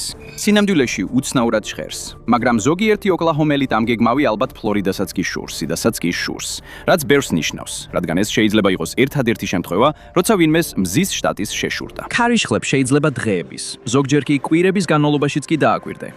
თანამგზავრები ხელისუფლებას აძლევს დროს, რომ დაგეგმონ, მოემზადონ და ევაკუაციის ბრძანებები გაცილებით ადრე გასცენ. ქარიშხლები თავაზიანად აკაკუნებენ. ტორნადოები კი კარს ამტვრევენ. საუკეთესო მეტეოროლოგებიც კი მხოლოდ იმით შემოიფარგლებიან, რომ დააკვირდნენ იმ მასშტაბურ ამინდის პირობებს, რომლებიც შესაძლოა ტორნადოს წარმოქმნას გამოიწვევს. მაგრამ მოხდება თუ არა ეს, ჩვენზე მეტად სხვა ძალებზეა დამოკიდებული.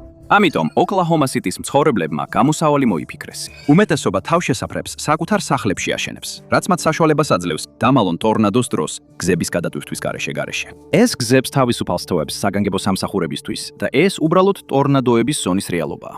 აქ გეოგრაფიას ყოველთვის ბოლო სიტყვა ეკუთვნის. აი აქ ცენტრალური შეერთებული შტატების გეოგრაფია მართლაც წყევლის მას. ეს მიწა ფაქტობრივად ტორნადოებისთვისაა შექმნილი. ის ზუსტად შუაში მდებარეობს. ერთი მხრიდან ცივი ჰაერი ჩამოდის კანადიდან, მეორე მხრიდან კი ცხელი ტენიანი ჰაერი ადის მექსიკის ყურედან. ფაქტობრივად დიდი ვაკეები გაჭედილია ერთი მხრიდან მაცივარსა და მეორე მხრიდან ძლიერ გახურებულ ღუმელს შორის. და დასავლეთით არის კლდოვანი მთები, სადაც ჰაერი უფრო მშრალი და გრილია. ამიტომ თბილი და ცივი ჰაერის ნაკადები საბოლოოდ დიდ ვაკეებში იკრიბება. და რა ხდება ამის შემდეგ? ცხელი, ტენიანი ჰაერი ტროპიკებიდან ზემოთ იწევს, ხოლო ცივი, მშრალი ჰაერი კანადიდან და კლდოვანი მთებიდან ქვემოთ ეშვება. ეს შეჯახება ქაოსს ქმნის, წარმოქმნის ძლიერ სუპერუჯრედულ შტორმებს.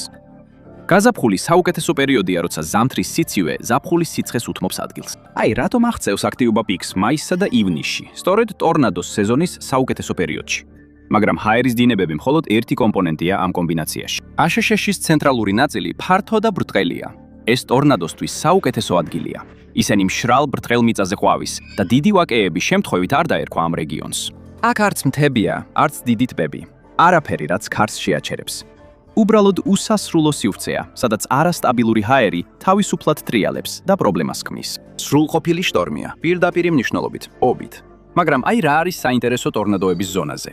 ეს ადგილი უცვლელი არ არის. ბოლო რამდენიმე ათწლეულის განმავლობაში ზონის ცენტრი აღმოსავლეთისკენ გადაიწია. ტეხასმა 2024 წელს ლიდერობა მოიპოვა 169 ტორნადოთი, ხოლო აიოვამ და ნებრასკამ თითოეულმა 121 ტორნადო დააფიქსირა. მაგრამ კანზასი აღარ არის ტორნადოების მეფე. ილინოისში იყო 126 მისურიში, 105 ფლორიდაში, 103, ხოლო ლუიზიანაში 92 ტორნადო. ამ შტატებს უფრო დიდი მოსახლეობა ჰყავთ, რადგან ისინი მხოლოდ ცარიელ მინდვრებს არ სთავაზობენ.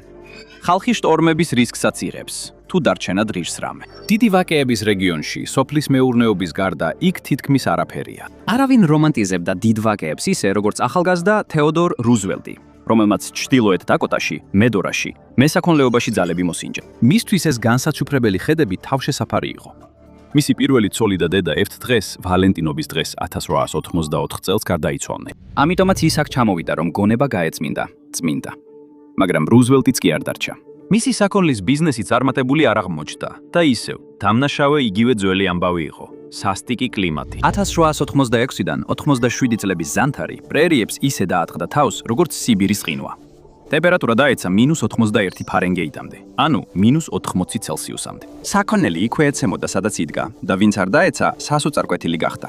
ზოგმა სახლებიდან ტარის ქაღალდი ღეჭა, სხვები კი თოვლის ზვავებზე ავიდნენ, რომ ხის ტოტები ეჭამათ. სამწუხაროდ ცოტამ გადარჩა. რუზველტმა დღევანდელი ფულით $2,300,000 ზარალი მიიღო და ნიუ-იორკში დაბრუნდა. გადაწყვიტა, რომ კონგრესთან ბრძოლა უფრო ადვილი იქნებოდა, ვიდრე საქონლის მოვლა. რუზველტის ამბავი თითქმის არქეტიპულია პრერიებზე ცხოვრებისათვის, თუნდაც დღეს. ბოლო წლებში ზამთრები ასეთი მკაცრი აღარ ყოფილა, მაგრამ ახალი საფრთხე ჰორიზონტზე ჩნდება. სინამდვილეში ცოტა მეტი თოვლი შეიძლება სასურველიც კი იყოს. დიდი პრერიების მშრალი ზედაპირი შეიძლება იდეალური იყოს ტორნადოების წარმოსაქმნელად, მაგრამ ღრმად მიწისქვეშ იმალება ნამდვილი საიდუმლო. მიზეზი, რის გამოც ეს რეგიონი აგრარული პურის კალათა გახდა, არა მხოლოდ შეერთებული შტატებისთვის, არამედ მსოფლიოს დიდი ნაწილისთვისაც. თუ მიწისქვეშ ჩაიხედავთ, ნახავთ ოგალალას წყალშემნახავს. აი, ის რუკაზე. მისი წყლები ვაიომინგის, სამხრეთ დაკოტის, ნებრასკის, კანზასის, კოლორადოს, ნიუ-მექსიკოს, ოკლაჰომის და ჩრდილოეთ ტეხასის შტატებშია განლაგებული. წარმოიდგინეთ, რომ ეს რეგიონისთვის მიწისქვეშა წყლის საცავია, მაგრამ ყველა მხოლოდ იღებს ფულს და არავირებს ფულს და არავინ აბრუნებს უკან. და ეს პრობლემაა. ზედაპირული წყალი აქ მასშტაბურ სოფლის მეურნეობას ვერ უზრუნველყოფდა. მაგრამ მიწისქვეშა წყლების გამოყენებით აგრარული რეგიონი უცებ სიცოცხლეს იძენს. და როცა ეს პროცესი იწყება, აღარ ჩერდება. ხორბალი მთავარი კულტურაა. აშშ-ისა და კანადის დიდ დაბლობებზე მსოფლიოში ექსპორტირებული ხორბლის დაახლოებით ნახევარი იწარმოება. დაბლობის შტატები ასევე შეადგენს აშშ-ში მოსავლის აღებული ხორბლის დაახლოებით 60%-ს, სორგოს 87%-ს და ბამბის 36%-ს. დაამატეთ ქერი, სამყურა, სიმინდი, თივა და სოიო და მიხვდებით, რატომ არის ამ რეგიონის მთავარი საქმიანობა სოფლის მეურნეობა. აბა, ჰანა რა შეიძლება იყოს? თუ ხორცის მოყვარული ხართ, დიდი ალბათობით დაბლობის პროდუქტებით თქვენს თეფშზეა. ამერიკის საქონლის ნახევარი სწორედ აქ ცხოვრობს. ეს ფაქტობრივად ქვეყნის ყველაზე დიდი, ჭამე რამდენიც გინდა ბუფეტია ჩლიქებზე, მაგრამ აქ ბევრად მეტი რამ არის. ამ შტატებში ასევე არიან რძის ძროხები, ღორები და ცხვრები. და ეს ყველაფერი სერიოზულ შემოსავალს იძლევა. შეიძლება ითქვას, რომ ეს ნამდვილი ფულის ძროხაა. დიდი ვაკეების რეგიონში პირუტყვისა და მოსავლის საერთო სასოფლო სამეურნეო ღირებულებამ 2017 წელს $101 მილიარდ მიაღწია. ხოლო ინფლაციის გამო ეხლა ეს რიცხვი კიდევ უფრო მეტია. სოფლის მეურნეობა იმდენად მნიშვნელოვანია, რომ დიდი ვაკეების შტატებში მიწის საერთო ფართობის 80-50% სწორედ მას ეთმობა. თუმცა ეს პრობლემას წარმოადგენს. რა თქმა უნდა, ტორნადოები, რომლებიც სიმინდის ხანებს, ან თუნდაც ზოგჯერ ჰაერში აწეულ ძროხებს აზიანებენ, ხშირად ხდებიან სათაურებში. მაგრამ მთავარი საფრთხე მიწისქვეშა ავეშაა. ოგალალას წყალშემნახავი ფენა, რომელიც ამ ყველაფერს უზრუნველყოფს, იწურება. კლდეები, რომლებიც ოგალალას წყალშემნახავ ფენას ქმნიან, დაახლოებით 10-12 მილიონი წლის წინ ჩამოყალიბდა. წყალი ასეთი ძველი არ არის, მაგრამ ის მაინც ბევრად უფრო ძველია, ვიდრე მე, შენ ან ადამიანთა ცივილიზაცია. ეს პირდაპირი მნიშვნელობით ნამარხი წყალია, რომელიც დარჩა იმიტომ, რომ ტექნიკურად ჯერ კიდევ გამყინვარების ეპოქაში ვართ. მეოთხეული ან პლეისტოცენის გამყინვარების პერიოდში. ჩვენ უბრალოდ შემთხვევით ვცხოვრობთ უფრო თბილ პერიოდში, გამყინვარებებს შორის ინტერგლაციალში. დღეს მყინვარები შორს ჩრდილოეთით, არქტიკის წრის ზემოთ მდებარეობს. მაგრამ 20,000 წლის წინ ლორენტიდის მყინვარული საფარი დაკოტებამდე ჩამოდიოდა. ყინული მთების სიმაღლის იყო, მაგრამ როცა დადნა, რაღაც სასარგებლო დატოვა. მთელი ის წყალი, რომელიც დიდი დაბლობების ქვეშაა და რაც ჩვენ გვჭირდება, ჩვენი საკვებისთვის. ლორენტიდის მყინვარული საფარი ერთადერთი არ ყოფილა. მყინვარული და შუალედური პერიოდების ეს ციკლი თითქმის 2,6 მილიონი წელია მეორდება. მილიონობით წლის მყინვარული ციკლების შედეგად დაახლოებით 3 ტრილიონი გალონი წყალი გადაჭიმულია 164,000 კვადრატულ მილის, ანუ 471,000 კვადრატულ კილომეტრზე. საგანგებოდ რომ წარმოვიდგინოთ, ოგალალას იმდენი წყალი აქვს, რომ მთელი ტეხასის შტატი 1 ფუტი წყლით დაფაროს. გასაკვირი არაა, რომ ზოგს იგი მიწისქვეშა ოკეანედ მიაჩნია. ის უზრუნველყოფს შეერთებულ შტატებში სარწყავად გამოყენებული მიწისქვეშა წყლის 30%-ს და ყოველწლიურად მინიმუმ $25 მილიარდი ღირებულების მოსავალს იძლევა. მაგრამ მნიშვნელობა არ აქვს, საიდან დაიწყე. თავარია, საით მიდიხარ და აკვიფერი არასწორი მიმართულებით მიდის. სწრაფად. გახსენი ნალექების რუკა, მთელი შეერთებული შტატებისთვის. ახლა შეადარე ეს რუკა ნოაას მიერ შედგენილ ოგალალას აკვიფერის ამოწურვის მაჩვენებლების რუკას. საკმაოდ კარგად ემთხვევა, რა გადემთხვევა რა? დიდი ვაკეების ზოგიერთ ნაწილში, მაგალითად დასავლეთ კანზასში და ჩრდილოეთ ტეხასში, წყლის დონე 150 ფუტზე, 46 მეტრზე. მეტით დაეცა მას შემდეგ, რაც მასშტაბური მეურნეობა დაიწყო. მაგრამ აქ მცხოვრებ ხალხს ნამდვილად არ აქვს არჩევანი. ნალექი უბრალოდ საკმარისი არ არის. რადგან კანზასი და ჩრდილოეთ ტეხასი სინამდვილეში ყინულის ფენების ქვეშ არ იყო, მიწისქვეშა წყლები იქ ნაკლებია, რის გამოც წყლის ამოწურვა ყველაზე სწრაფად სწორედ ამ რეგიონებში ხდება. მაგრამ ეს პრობლემა თითქმის ყველგანაა. აქაური ადრეული ფერმერები ფიქრობდნენ, რომ აკვიფერი უსასრულო იყო. აღმოჩნდა, რომ ასე არ არის. ის მართლაც ივსება წვიმისა და დინების წყალობით, მაგრამ ძალიან ნელა. ტეხასის ზოგიერთ ნაწილში წელიწადში 0.4 ასეული დიუმზე, ანუ მილიმეტრზე ნაკლებია. ხოლო საუკეთესო შემთხვევაში სამხრეთ ცენტრალურ კანზასში დაახლოებით 6 დიუმი, ანუ 15 სანტიმეტრი. მეცნიერები ამბობენ, რომ ბუნებრივ პროცესებს 6000 წელი მაინც დასჭირდება იმისთვის, რომ შეივსოს ის წყალი, რაც 150 წელზე ნაკლებ დროში დაიკარგა. ეს 1000 წლეულით მეტია, ვიდრე ჩვენ და ძველი ეგვიპტის პირველი ფარაონების შორის არსებული დროის სხვაობა. თუ ვინმე ახალგაზრდობის წყაროს არ იპოვის, დიდ დაბლობებზე მცხოვრებ ხალხს ამდენი დრო არ აქვს. დაახლოებით 30% წყალშემნახავი ფენის ჭაბურღილებისა უკვე გამშრალია და 50 წელიწადში მხოლოდ დაახლოებით 30% წყალი დარჩება. ეს სასტიკი ირონია. სოფლის მეურნეობამ დაბლობებზე ცხოვრება შესაძლებელი გახადა, მაგრამ სწორედ ის ინდუსტრია, რომელმაც აქ ხალხი მოიზიდა, ახლა მის განადგურებას ემუქრება. და რა თქმა უნდა, ბიძია სემიც თავის როლს ასრულებს. მთავრობა აფინანსებს იმავე პრაქტიკებს, რომლებიც წყალშემნახავ ფენას ამცირებს. და როცა ფულის გაცემას იწყებ იმისთვის, რომ რაღაც გააკეთონ, ხალხი ჩვეულებრივ არ ჩერდება.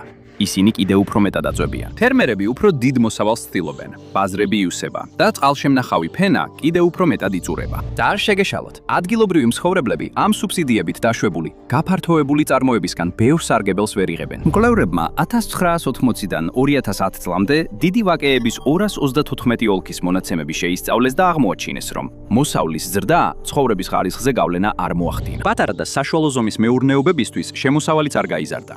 ადამიანების ჯანმრთელობაც არ გაუმჯობესებულა. სკოლები არ გაუმჯობესებულა. წყალი ქრება, მაგრამ სარგებელი ძნელად შესამჩნევია. და დიდი ვაკეების ზოგიერთ ნაწილში უკვე იწყებენ მომავლის დანახვას. კანზასში 2022 წელს ძლიერი გვალვა იყო, ამიტომ ჭაბურღილებიდან წყლის ამოტუმბვა გახდა საჭირო. ზოგიერთი მათგანი მხოლოდ იმ ერთ წელიწადში 10 ფუტით, ანუ 3 მეტრით შემცირდა. ოგალალას წყალმზიდი ფენა ბევრ სოფლის თემისთვის ერთადერთი სანდო წყაროა და მისი შემცირება დიდ დაბლობებზე მოსახლეობის შემდგომ შემცირებას თითქმის გარდაუვალს ხდის. აი მაგალითად გაიმონი, ოკლაჰომა. 13,000 მცხოვრებით ის პანჰენდლის ყველაზე დიდი ქალაქია. ქალაქი იყენებს ოგალალაში გაბურღულ 18 ჭაბურღილს, მაგრამ ისინი უკვე ვერ აკმაყოფილებენ მოთხოვნას. 2024 წლის დასაწყისისთვის ვაშინგტონმა ინფრასტრუქტურულ და სამუშაო ძალის პროექტებში ფედერალური გრანტების სახით $67 მილიონ მეტი ჩადო. შეიძლება სასარგებლოც იყოს, მაგრამ სინამდვილეში ეს უბრალოდ პრობლემის დროებით გადადება. ქალაქის ყველაზე დიდი დამსაქმებელი სასაკლაოა, რომელიც დღეში 20,000 ღორს ამუშავებს. იმდენ ღორს, რამდენიც Madison Square Garden-ის ყველა ადგილს შეავსებდა. სასაკლაო ასევე ქალაქში ყველაზე დიდი წყლის მომხმარებელია, მიუხედავად იმისა, რომ ცდილობს შეამციროს მოხმარება. ესეთი პერსპექტივების ფონზე ალბათ არ გაგიკვირდებათ, რომ ბევრი ადამიანი პირდაპირ მწვანე საძოვრებს ეძებს. და ეს ახალი ტენდენცია არ არის. 200 წელზე მეტი ხნის წინ დიდი ვაკეები მშრალი საზღვრისგან აგრარულ ძალად გადაიქცა. სწორედ მაშინ, როცა კაცობრიობა გადიოდა ყველაზე დიდ რყევას მიწათმოქმედების დაწყების შემდეგ. რა მოსახერხებელი დრო იყო. იმავე ინდუსტრიულმა ტექნოლოგიამ, რომელმაც ვაკეები აყვავებულად აქცია, ტრადიციული სოფლის მეურნეობა მოძველებულად აქცია. 1860 წელს ამერიკელი მუშახელის 53% სოფლის მეურნეობაში იყო დასაქმებული. შემდეგ ეს მაჩვენებელი სწრაფად დაეცა, თუმცა 1930 წელს, როცა დიდი ვაკეები მტვრის ქარიშხლების კატასტროფა მოიცვა, ის მაინც 21% იყო. ის კატასტროფა მიწისქვეშა წყლების ამოწურვის გამო არ მოხდა, არამედ გადამეტებული წარმოების გამო. ახალი მექანიზებული გუთნების და სხვა ტექნიკის დახმარებით, ფერმერებმა 1925-დან 1930 წლებში 5 მილიონი აკრი, ანუ 2 მილიონი ჰექტარი ახალი მიწა დაამუშავეს. 1921 წელს რეკორდული მოსავალი იყო და აქედან დაიწყო მტვრის ისტორია. გადამეტებულმა წარმოებამ ბაზარი დატბორა და ხორბლის ფასები დაეცა. და ეს დიდი დეპრესიის პერიოდიც იყო. ასე რომ ყველაზე დაბალ ფასებზეც კი ხალხს მისი ყიდვა თითქმის არ შეეძლო. ყველაფერი, რაც ფერმერებმა მიიღეს, იყო ძლიერ გამოფიტული ნიადაგი და ცარიელი ჯიბეები. 1922 წლისთვის, როცა ჩვეულებრივზე კიდევ უფრო ნაკლები წვიმა მოვიდა, მიწა გვალვისადმი მეტად მიდრეკილი გახდა. დაიწყო მტრის ქარიშხლები და მინიმუმ 2.5 მილიონი ადამიანი გაიქცა ნებრასკადან, კანზასიდან, ოკლაჰომადან, ჩრდილოეთ ტეხასიდან, აღმოსავლეთ კოლორადოდან და ნიუ-მექსიკოდან. მხოლოდ ოკლაჰომამ დაკარგა 440,000 ადამიანი ლტოლვილები, რომლებიც არა მხოლოდ ბუნებამ, არამედ მიწათმოქმედების იმ პრაქტიკებმა გააქცია, რომლებმაც პრერიები მათივე შექმნილ მახედ აქცია. ამ ადამიანებს გაქცევა შეეძლოთ, რადგან აღარ სჭირდებოდათ ფერმაში მუშაობა. სამსახურები დიდი ხანია ხელმისაწვდომი იყო სხვა ინდუსტრიებში, ინდუსტრიული რევოლუციის წყალობით. საბედნიეროდ Dust Bowl-ი დასრულდა, მაგრამ სოფლის მეურნეობის მოსახლეობა აღარასოდეს აღდგენილა. 2023 წლისთვის ამერიკის მოსახლეობის მხოლოდ 1.47% მუშაობდა სოფლის მეურნეობის, სატყეო და თევზჭერის სექტორებში. 19.33% მუშაობდა სამრეწველო სექტორში, ხოლო 79.99% მუშაობდა მომსახურების სექტორში. ეს მალე არ შეიცვლება. 2000-იანი წლების ბოლოსთვის ოლქების 80% უკვე გადაიქცა ნაცრისფერ ველებად. შეხედეთ უფრო ახალ რუკას. ჩრდილოეთი შტატები, როგორიცაა ნებრასკა და დაკოტები, მოფენილია ოლქებით, სადაც საშუალო ასაკი მაღალია. აქ მხოლოდ აკვიფერი არ შრება, დემოგრაფიაც შრება. აბა, სად მიდიან ახალგაზრდები? პასუხია: იქ, სადაც უფრო დიდი მეტროპოლიური ზონებია. უბრალოდ შეხედეთ ფლორიდას რუკაზე. შტატი შეიძლება პენსიონერების პოპულარული ადგილია, მაგრამ სამხრეთ ფლორიდა, მაიამის მეტროპოლიური ზონა, აშკარად უფრო ახალგაზრდული მოსახლეობით გამოირჩევა, ვიდრე შტატის დანარჩენი ნაწილი. იგივე ეხება ჯექსონვილის რეგიონსაც, ჩრდილოეთ ფლორიდაში. ფაქტობრივად ხალხი ისევ იმას აკეთებს, რასაც ყოველთვის აკეთებდა, როცა შეუძლიათ, სოფელს ტოვებენ და ქალაქში გადადიან. და თანამედროვე ინდუსტრიული ტექნოლოგიების წყალობით, ბევრ მათგანს ეს უკვე შეუძლია. 1960 წლამდე აშშ-ის მოსახლეობის 30% ჯერ კიდევ სოფლებში ცხოვრობდა. 28 წელი დასჭირდა. 1988 წლამდე, რომ ეს მაჩვენებელი მხოლოდ 5%-ით შემცირებულიყო. მაგრამ მოვლენები აჩქარდა. შემდეგი 5%-იანი ვარდნა 17 წელიწადში, 2005 წლამდე მოხდა. 2023 წლისთვის მოსახლეობის მხოლოდ 16.7% ცხოვრობდა სოფლებში. პანდემიამაც კი ვერ შეაფერხა ეს ტენდენცია. და ეს ცუდი ამბავია დიდი ვაკეებისთვის. რადგან წყალი ასე არასტაბილურია, რეგიონი უბრალოდ ვერ უზრუნველყოფს დიდ ქალაქებს, ხოლო დიდი ქალაქებია ის ადგილები, სადაც ადამიანების უმეტესობა სურს ცხოვრება. კიდევ ერთი რუკაა, რომელიც ამას ამტკიცებს. შეხედეთ, სად მდებარეობს ყველა მთავარი ამერიკული სპორტული გუნდი. ამჩნევთ რამეს? ნებრასკასა და დაკოტებში არც ერთი გუნდი არ არის. Kansas City, Kansas შეუძლია Sporting, Kansas City Diamacos. MLS-ში, ხოლო Oklahoma City-ს NBA-ში ყავს თანდერი. მაგრამ ტეხასის ჩრდილოეთით, ცენტრალური აშშ-ში ფაქტობრივად სპორტის მკვდარი ზონაა. აიოვის შტატში არც კი ჩატარებულა უმაღლესი ლიგის ბეისბოლის თამაში 2021 წლამდე. ლიგა იქ აღარ დაბრუნებულა 2022 წლის შემდეგ. ასე რომ დიახ, Kansas City, Missouri, არა კანზასი, უფრო მაღალი ტორნადოს რისკით გამოირჩევა, მაგრამ მაინც მაცხოვრებლებს ყავთ Royals-ი და Chiefs-ი, რომლებმაც ბოლო 5 წელიწადში 3 სუპერბოული მოიგეს. მაგრამ საქმე მხოლოდ სპორტული გუნდების არყოფნაში არ არის. გუნდები იქ მიდიან, სადაც ხალხია. მათი არყოფნა უბრალოდ სხვა შესაძლებლობების ნაკლებობას აჩვენებს. თუ შორს აღმოსავლეთით, ნიუ-იორკში გაემგზავრებით, რეგიონს შედარების საშუალება გექნებათ. ნიუ-იორკი ლიდერობს ქვეყანაში მიგრაციის კუთხით. 4 წელიწადში 326,000 ადამიანი დაკარგა. მაგრამ განსხვავებით პრერიებისგან, მას აქვს საიდუმლო იარაღი, ნიუ-იორკის ქალაქი. და რაც არ უნდა თქვან ციფრებმა, თავად ქალაქი ყოველთვის იქნება ადამიანების მიზიდულობის ცენტრი. უპირველეს ყოვლისა, ნიუ-იორკი გლობალური ფინანსური სისტემის ერთ-ერთი ცენტრია. ასე შემთხვევით არ გამხდარა და არც მხოლოდ გონივრული პოლიტიკის წყალობით. ეს იმიტომ, რომ ქალაქს მსოფლიოში ერთ-ერთი საუკეთესო ბუნებრივი ნავსადგური აქვს. დღეს აშშ-ში მესამე ყველაზე დიდი საკონტეინერო პორტია და ქვეყნის ყველაზე დატვირთული პორტია ნავთობის იმპორტისთვის.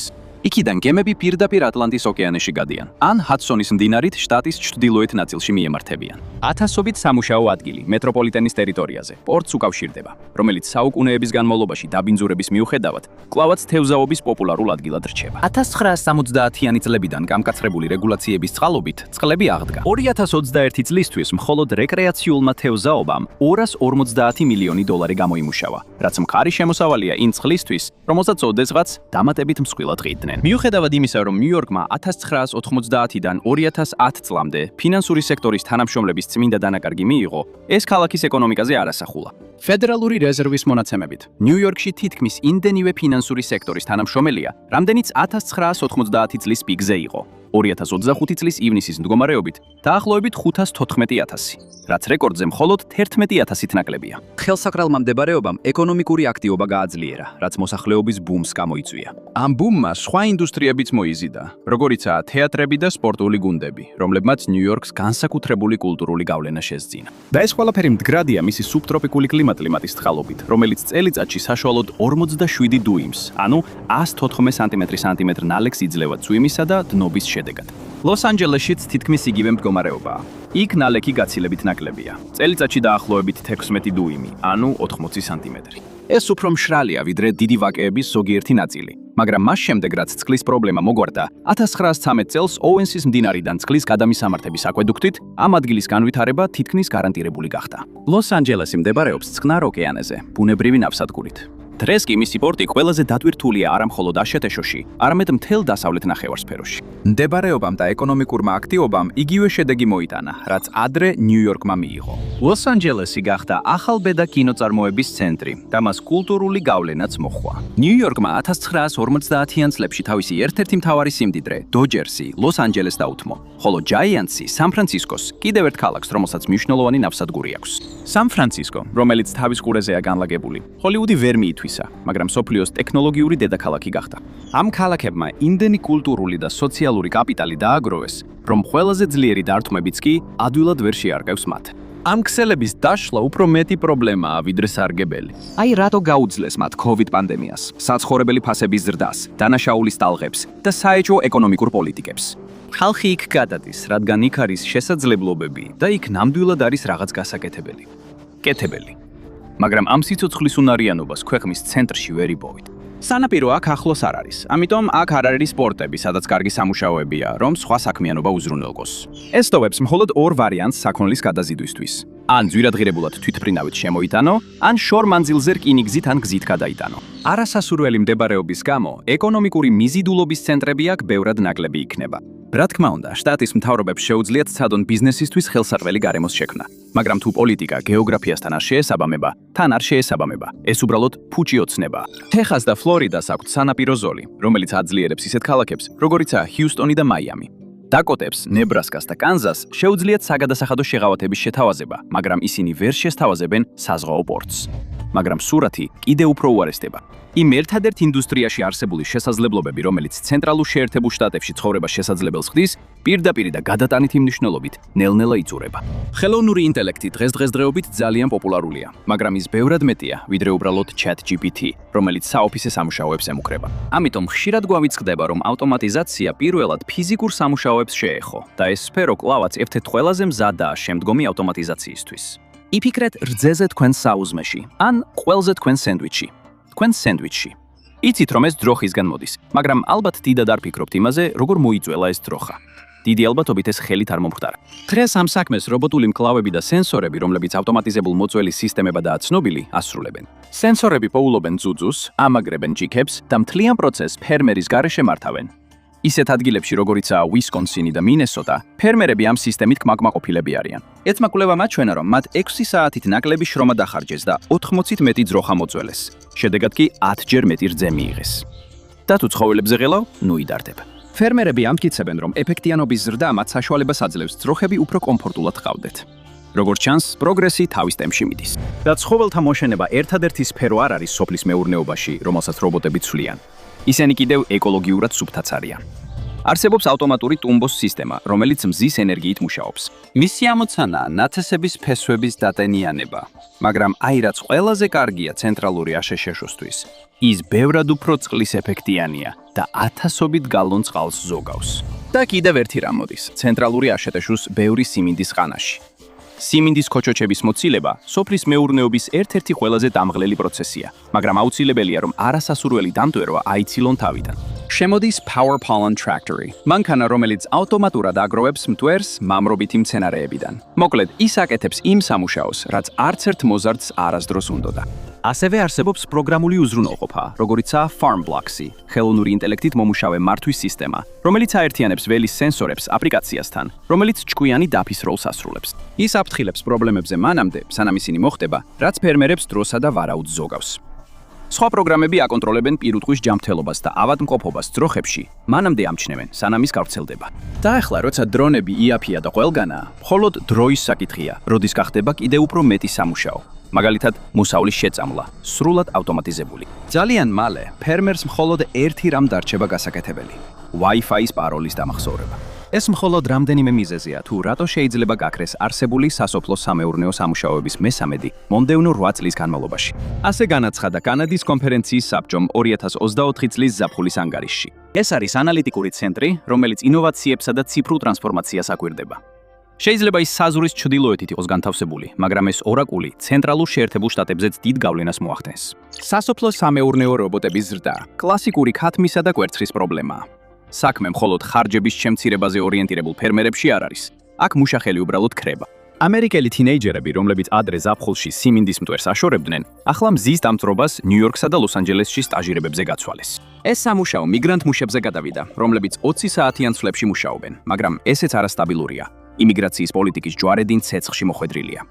რობოტები კი სტაბილურობას აპირდებიან. მანქანებს არც მზის დარტყმა ემართებათ და არც ზეგანაკვეთურს ითხოვენ, მაგრამ ისინი ასევე ცლიან თემებს შიგნიდან. აქ მინდორში თითოეული რობოტი ნიშნავს ერთით ნაკლებ ოჯახს ქალაქში და ეს გარიგება დიდ ვაკეებს სამუდამოდ არ აწყობთ. მაგრამ იქნებ იმედისთვის რაღაცა მიზეზი არსებობს.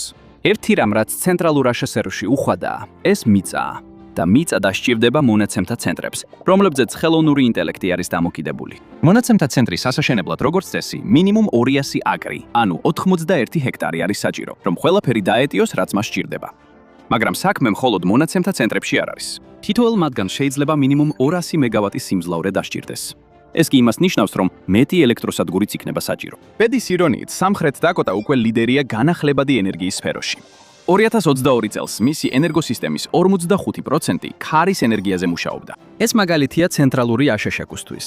იგივე ღია პრერიები, რომლებიც ტორნადოებს აჩენს, ასევე უზრუნველყოფს მუდმივ ქარს, რომელიც შტორმების დროს საშიშია, მაგრამ ტურბინებისთვის იდეალურია. და ამდენი ფართო ღია მიწის გამო არ არის ნაკლებობა სივრცისა, რომ განთავსდეს ახალი ბირთვული რეაქტორები, რომლებიც მომავლის მონაცემთა ცენტრებს მიაწვდიან ენერგიას.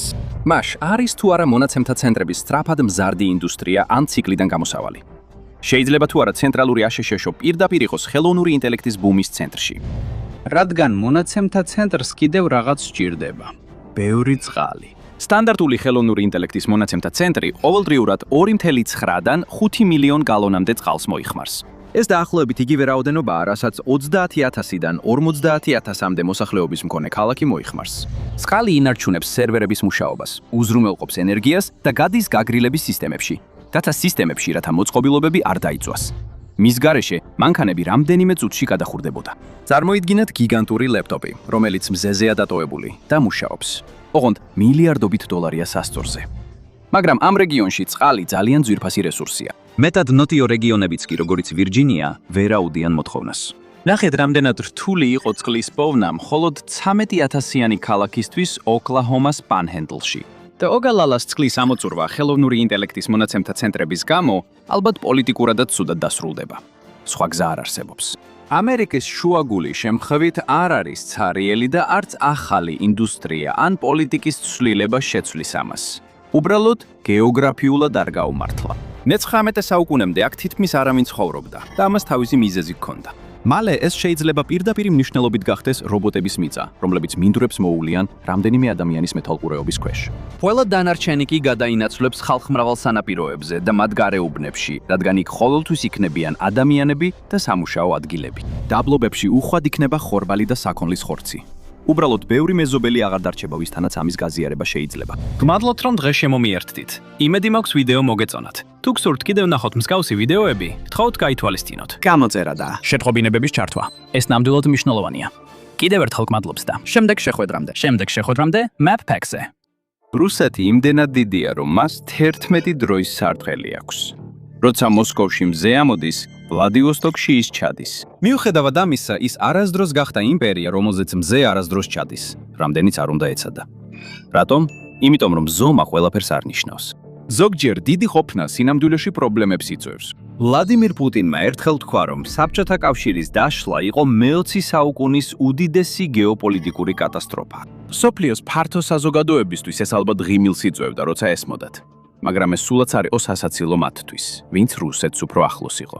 მათ სხვებზე უკეთიციან, რომ რუსეთს სურს იყოს დიდი. არა, მას სჭირდება იყოს დიდი. მოსკოვი ამას გადარჩენის საკითხად აღიქვამს. რუსეთის უზარმაზარი ზომა შემთხვევითი არ არის. ქვეყანა სწრაფად ფართოვდებოდა მე-16-დან მე-19 საუკუნეებში. ეს იმპერიული პროექტის სახით არ დაწყებულა. ეს უფრო სასოწარკვეთის აქტი იყო. წარსულის აჩრდილებზე რეაქცია. მონღოლები და თათრები ოდესღაც რკინის ხელით მართავდნენ რუსეთს. რუსებს ახსოვდათ ეს შუა საუკუნეების შემოსევები და ცდილობდნენ ბუნებრივი საზღვრები შეეძინათ, რათა თავიდან აეცილებინათ მათი განმეორება.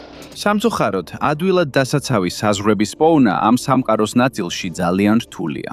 რა თქმა უნდა, არსებობს ურალის მთები, რომლებიც 1564 წლისთვის მიერთეს, მაგრამ ისინი დასავლეთში საერთოდ არ ეხმარებოდნენ. მაშინ, როცა რუსეთის სამეფო ურალს იფხრობდა, ის ასევე ჩართული იყო ლივონიის ომში და ეს ნამდვილი კატასტროფა იყო. რუსეთი სიცოცხლისთვის იბრძოდა ევროპულ ძალებთან, როგორიცაა შვედეთი, დანია და პოლონეთ-ლიტვის თანამეგობრობა.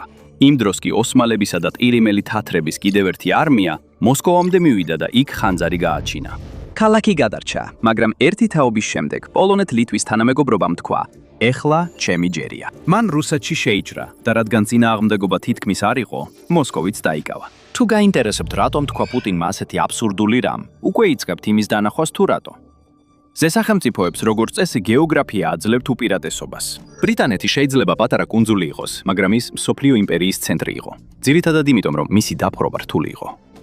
ბიჯინგ ეს კუნძულია და მას სამეფო საზღვაო ფლოტი იცავდა. შეერთებული შტატები ბრიტანეთის კოლონიიდან ზესახელმწიფოდ იქცა, ძირითადად იმიტომ, რომ მას ორი ოკეანე აშორებს სხვა დიდ ძალებს. რუსეთს თითქმის არაფერი აქვს დასაცავი. აიღეთ ევროპის რუკა და შეიძლება შეამჩნიოთ რაღაც, რაც გეტყვით, რატომ არის პუტინის უკრაინაში შეჭრა სრული მარცხი.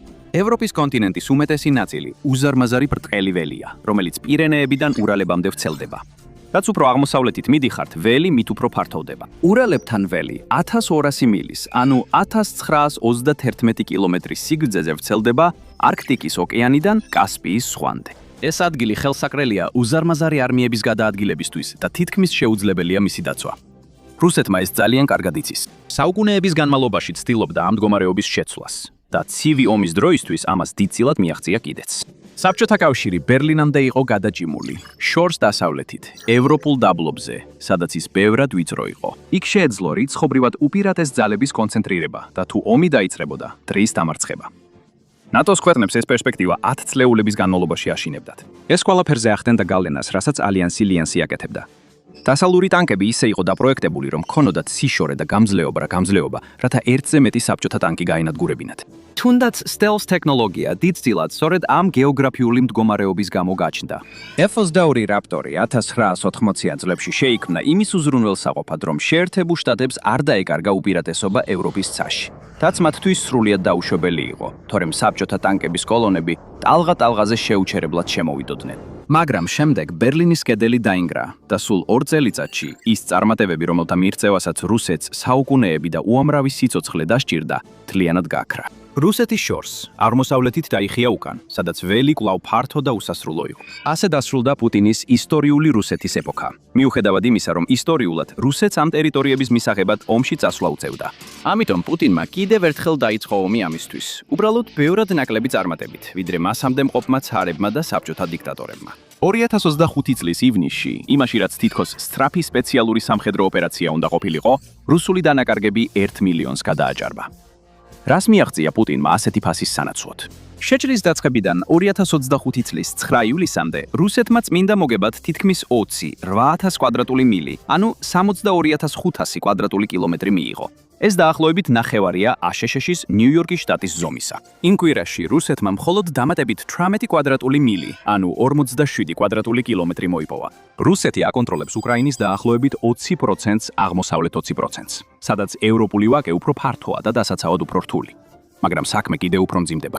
ომამდე რუსეთის საზღვარი ნატოსთან იყო 754 მილი, ანუ 1213 კილომეტრი. ვლადიმირ პუტინს სურდა ამ სისუსტის შემცირება უკრაინის მოსკოვის ორბიტაში დაბრუნებით. ეს რუსეთს ევროპულ ვაკეზე უფრო დასავლეთით წაიყვანდა. მაგრამ სამწუხაროდ, მისი გეგმა მხოლოდ იმით დასრულდა, რომ ფინეთი ალიანსში შევიდა და რუსეთის დასაცავი საერთო საზღვარი კიდევ 830 მილით, ანუ 1300 კილომეტრით გაიზარდა. ეს ნიშნავს, რომ მეტი ფული უნდა დაიხარჯოს შეიარაღებულ ძალებზე და თამათ შეძლონ ამ გრძელი ღია ტერიტორიის დაცვა. Სიმჯიო ომის დასრულების შემდეგაც კი უკრაინაში მიღწეული წარმატებები უბრალოდ საკმარისად მნიშვნელოვანი არ იქნება, რომ გააუქმოს რუსეთის გეოგრაფიული მდგომარეობის გაუარესება, რაც გაძლიერებულ ნატოს უკავშირდება. მაგრამ პუტინს და ალბათ მის შემდეგ მოსულ ნებისმიერ დიქტატორს ძლიერი ისტორიული იძულება ჰქონდა. სანამ რუსეთი პეტრე დიდის ტრადიციას მისდევს და ზესახელმწიფო სტატუსს ესწრაფვის, მას უფრო ადვილად დასაცავი საზღვრები სჭირდება. და ჩვენ ჯერ კიდევ არ გვისაუბრია ყველაზე ძლიერ მიზეზზე. შეხედეთ რუსეთის რუკას და გაყავით იგი ურალის მთებით. რუსეთის ტერიტორიის 3/4-ზე მეტი ამ ხაზის აღმოსავლეთით მდებარეობს, მაგრამ მოსახლეობის 80% მის დასავლეთით ცხოვრობს. რუსეთის ყველაზე მოწყვლად რეგიონებს ასევე ყველაზე დიდი მნიშვნელობა აქვს. ამ ქვეყნის ამ ნაწილის ნებისმიერი დარღვევა დამანგრეველ შედეგებს გამოიწვევს. სამწუხაროდ მოსკოვისთვის მისი ტერიტორია ურალების დასავლეთით დღესაც ისეთივე მოწყვლადია, როგორადია, როგორიც მონღოლებისა და თათრების დროს იყო. რუსეთს შეიძლება 11 დროის სარტყელი ჰქონდეს, მაგრამ ყველა მათგანი ერთნაირი არ არის. ყველაზე მნიშვნელოვანი ყველაფერი სწორედ აქ არის, თავმოყრილი. მოსკოვისა და სანქტ-პეტერბურგის ქალაქებში ერთად 17 მილიონი ადამიანი ცხოვრობს, რაც რუსეთის მოსახლეობის დაახლოებით 12%-ს შეადგენს. რუსეთის უმეტესობა პრობლემებისა დღეს დასავლეთშია, მაგრამ ურალებს მიღმა ასე შორს, გაფართოებამაც თავისი პრობლემები მოიტანა. რუსეთი თავდაპირველად იქ მაშინ მიიზიდა, როცა მიხვდა, რომ იქ რაღაც ღირებული იყო. მაგრამ ყველაფერს თავისი ფასი აქვს. ციმბირში ძალიან ცივა. საშუალო დღიური მაქსიმალური ტემპერატურა წელიწადში არის 35.6 ფარენჰაიტი, ანუ 2 გრადუსი ცელსიუსი.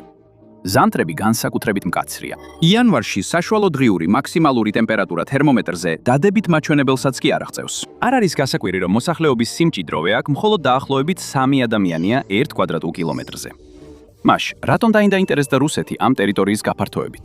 ესეთი ცივი ტემპერატურები ნიშნავს, რომ აქ ბინადრობენ სქელბეწვიანი ცხოველები, მაგალითად არქტიკული მელიები და თუნდაც ვეფხვები. რუსმა ვაჭრებმა მალე გააცნობიერეს, რომ ამ ცხოველების ბეწვი ევროპაში უზარმაზარი მოგებით შეიძლებოდა გაეყიდათ. მაშინ ბეწვის ინდუსტრია იყო ის, რაც დღეს ენერგეტიკული ინდუსტრიაა რუსეთისთვის. ეკონომიკური ძრავა, რომელიც უზრუნველყოფდა სიმდიდრეს მისი საომარი მანქანისთვის და მმართველთა ფუფუნებისთვის. ამიტომ რუსი ვაჭრები ურალის მთებს გადმოეშვნენ და მალე მათ ჯარებიც მიხვნენ. რეგიონის ტომებს რუსული დენთის წინააღმდეგ მცირე შანსი ჰქონდათ, ამიტომ ისინი იძულებით შეთანხმებაში აღმოჩნდნენ. სიბირეში რუსული სავაჭრო პოსტები დაარსდა. ადგილობრივების შემდეგ მოდიოდნენ და რეგულარულად ბეწვეულის ხარკს იხდიდნენ. სხვა მხრივ, მათ მოსკოვთან, ფართო რუსულ საზოგადოებასთან ან ერთმანეთთან თითქმის არანაირი კავშირი არ ჰქონდათ. ასე ახლაც. აიღეთ რუსეთის კიდევ ერთი რუკა და დააკვირდით მის გზების ქსელს. შეამჩნიოთ რაღაც უცნაურს. რუსეთის ევროპული გული, ურალების დასავლეთით, კარგად არის დაკავშირებული. არსებობს ფართოდ განშტოებული ქსელი, რომლის ცენტრი მოსკოვია. აღმოსავლეთში მდგომარეობა სრულიად განსხვავებულია. რამდენიმე გამონაკლისის გარდა სიბირის რეგიონები ერთმანეთისგან იზოლირებულია. მთავარი საავტომობილო ქსელი ტრანსსიბირული მაგისტრალია. მოსახერხებელია, რომ ეს გზა მოსკოვს ეხმარება სიბირის კონტროლში, მაგრამ კონტროლი განვითარებას არ ნიშნავს. ტრანსსიბირული მაგისტრალი მსოფლიოში სიგრძით მესამე გზაა. ის გადაჭიმულია 6800 მილი, თითქმის 11000 კილომეტრი სანქტ-პეტერბურგიდან ვლადივოსტოკამდე. მაგრამ თუ ფიქრობთ, რომ ამ გზაზე მოგზაურობა ისეთივე მარტივია, როგორც აშშ-ს აღმოსავლეთ სანაპიროზე i-95-ზე გასეირნება, სჯობს კიდევ ერთხელ დაფიქრდეთ. რა თქმა უნდა, მთელი გზატკეცილი ასფალტითა და ბეტონით არის დაფარული, მაგრამ ეს არ ნიშნავს, რომ ყველა მონაკვეთი ერთ მდგომარეობაშია. როგორც შეიძლება ელოდოთ, გზატკეცილი ჩვეულებრივ კარგ მდგომარეობაშია რუსეთის ევროპულ გულში. მაგრამ თუ ურალებს გადაცდებით აღმოსავლეთით, თქვენი მოგზაურობა ბევრად უფრო რთული გახდება, განსაკუთრებით წლის გარკვეულ პერიოდში. და ეს ის დრო არ არის, რასაც ფიქრობთ. თუ თქვენს მანქანაში კარგი გათბობა გაქვთ, სიბირის ზამთარი ალბათ ისეთი რთული არ იქნება, როგორც გეშინოდათ. ყოველ შემთხვევაში, ამ გზაზე არა. მაგრამ თუ ზაფხულში მოგზაურობთ, ფრთხილად იყავით. სიბირის ზაფხულები საკმაოდ ნორმალურია. ივლისში ტემპერატურა საშუალოდ 65 ფარენჰაიტს, ანუ 23.8 ცელსიუსს აღწევს. მაგრამ ერთი პრობლემა არსებობს. ზაფხულის თვეებში შეიძლება წვიმიანი იყოს. საშუალოდ დღეში 11 კვადრატულ ფუტზე, ანუ 1 კვადრატულ მეტრზე ოდნავ მეტი ვიდრე 4 პინტა, ანუ 2 ლიტრი წყალი მოდის. აგვისტოში ეს ოდნავ მეტია. შეიძლება ბევრი არ მოგეჩვენოთ. ნიუ-იორკში სინამდვილეში ზაფხულში ბევრად მეტი წვიმა მოდის. უბრალოდ შეერთებულ შტატებს თავისი ინფრასტრუქტურის უკეთმოვლა შეუძლია.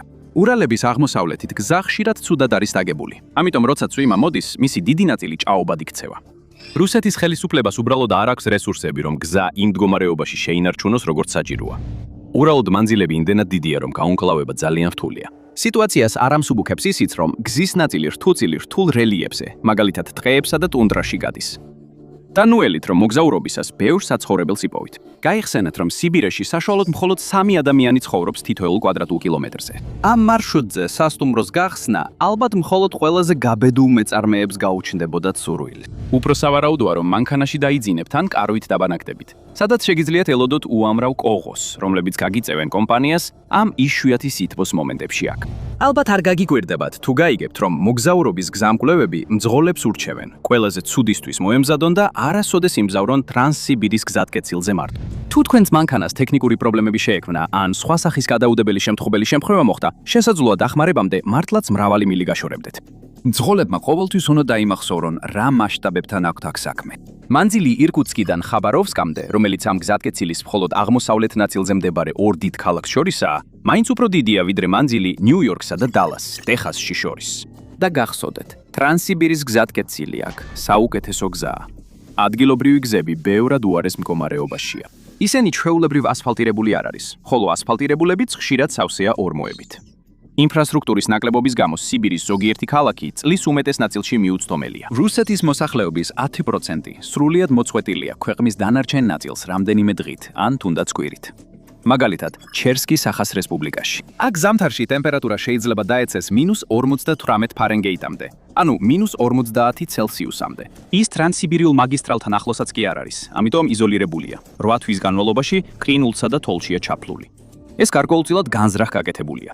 ეს ადგილი დაარსდა 1921 წელს სტალინის გულაგების ქსელის ფარგლებში. პიკში ქალაქში დაახლოებით 12,000 ადამიანი ცხოვრობდა.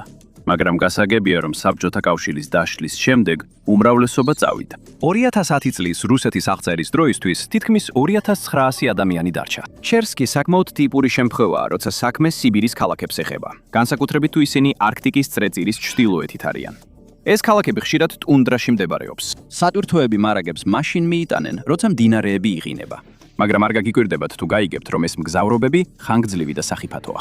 გზაზე მგზავრობა, თუ ამას ასე შეიძლება უწოდოთ, იაკუტსკიდან, რეგიონის ყველაზე დიდი ქალაქიდან ჩერსკიმდე, თითქმის 1200 მილი, ანუ 1900 კილომეტრია და 1 კვირა გრძელდება. თუნდაც ტურბოპროპული თვითმფრინავით ფრენა 4 საათი და ნახევარი გრძელდება.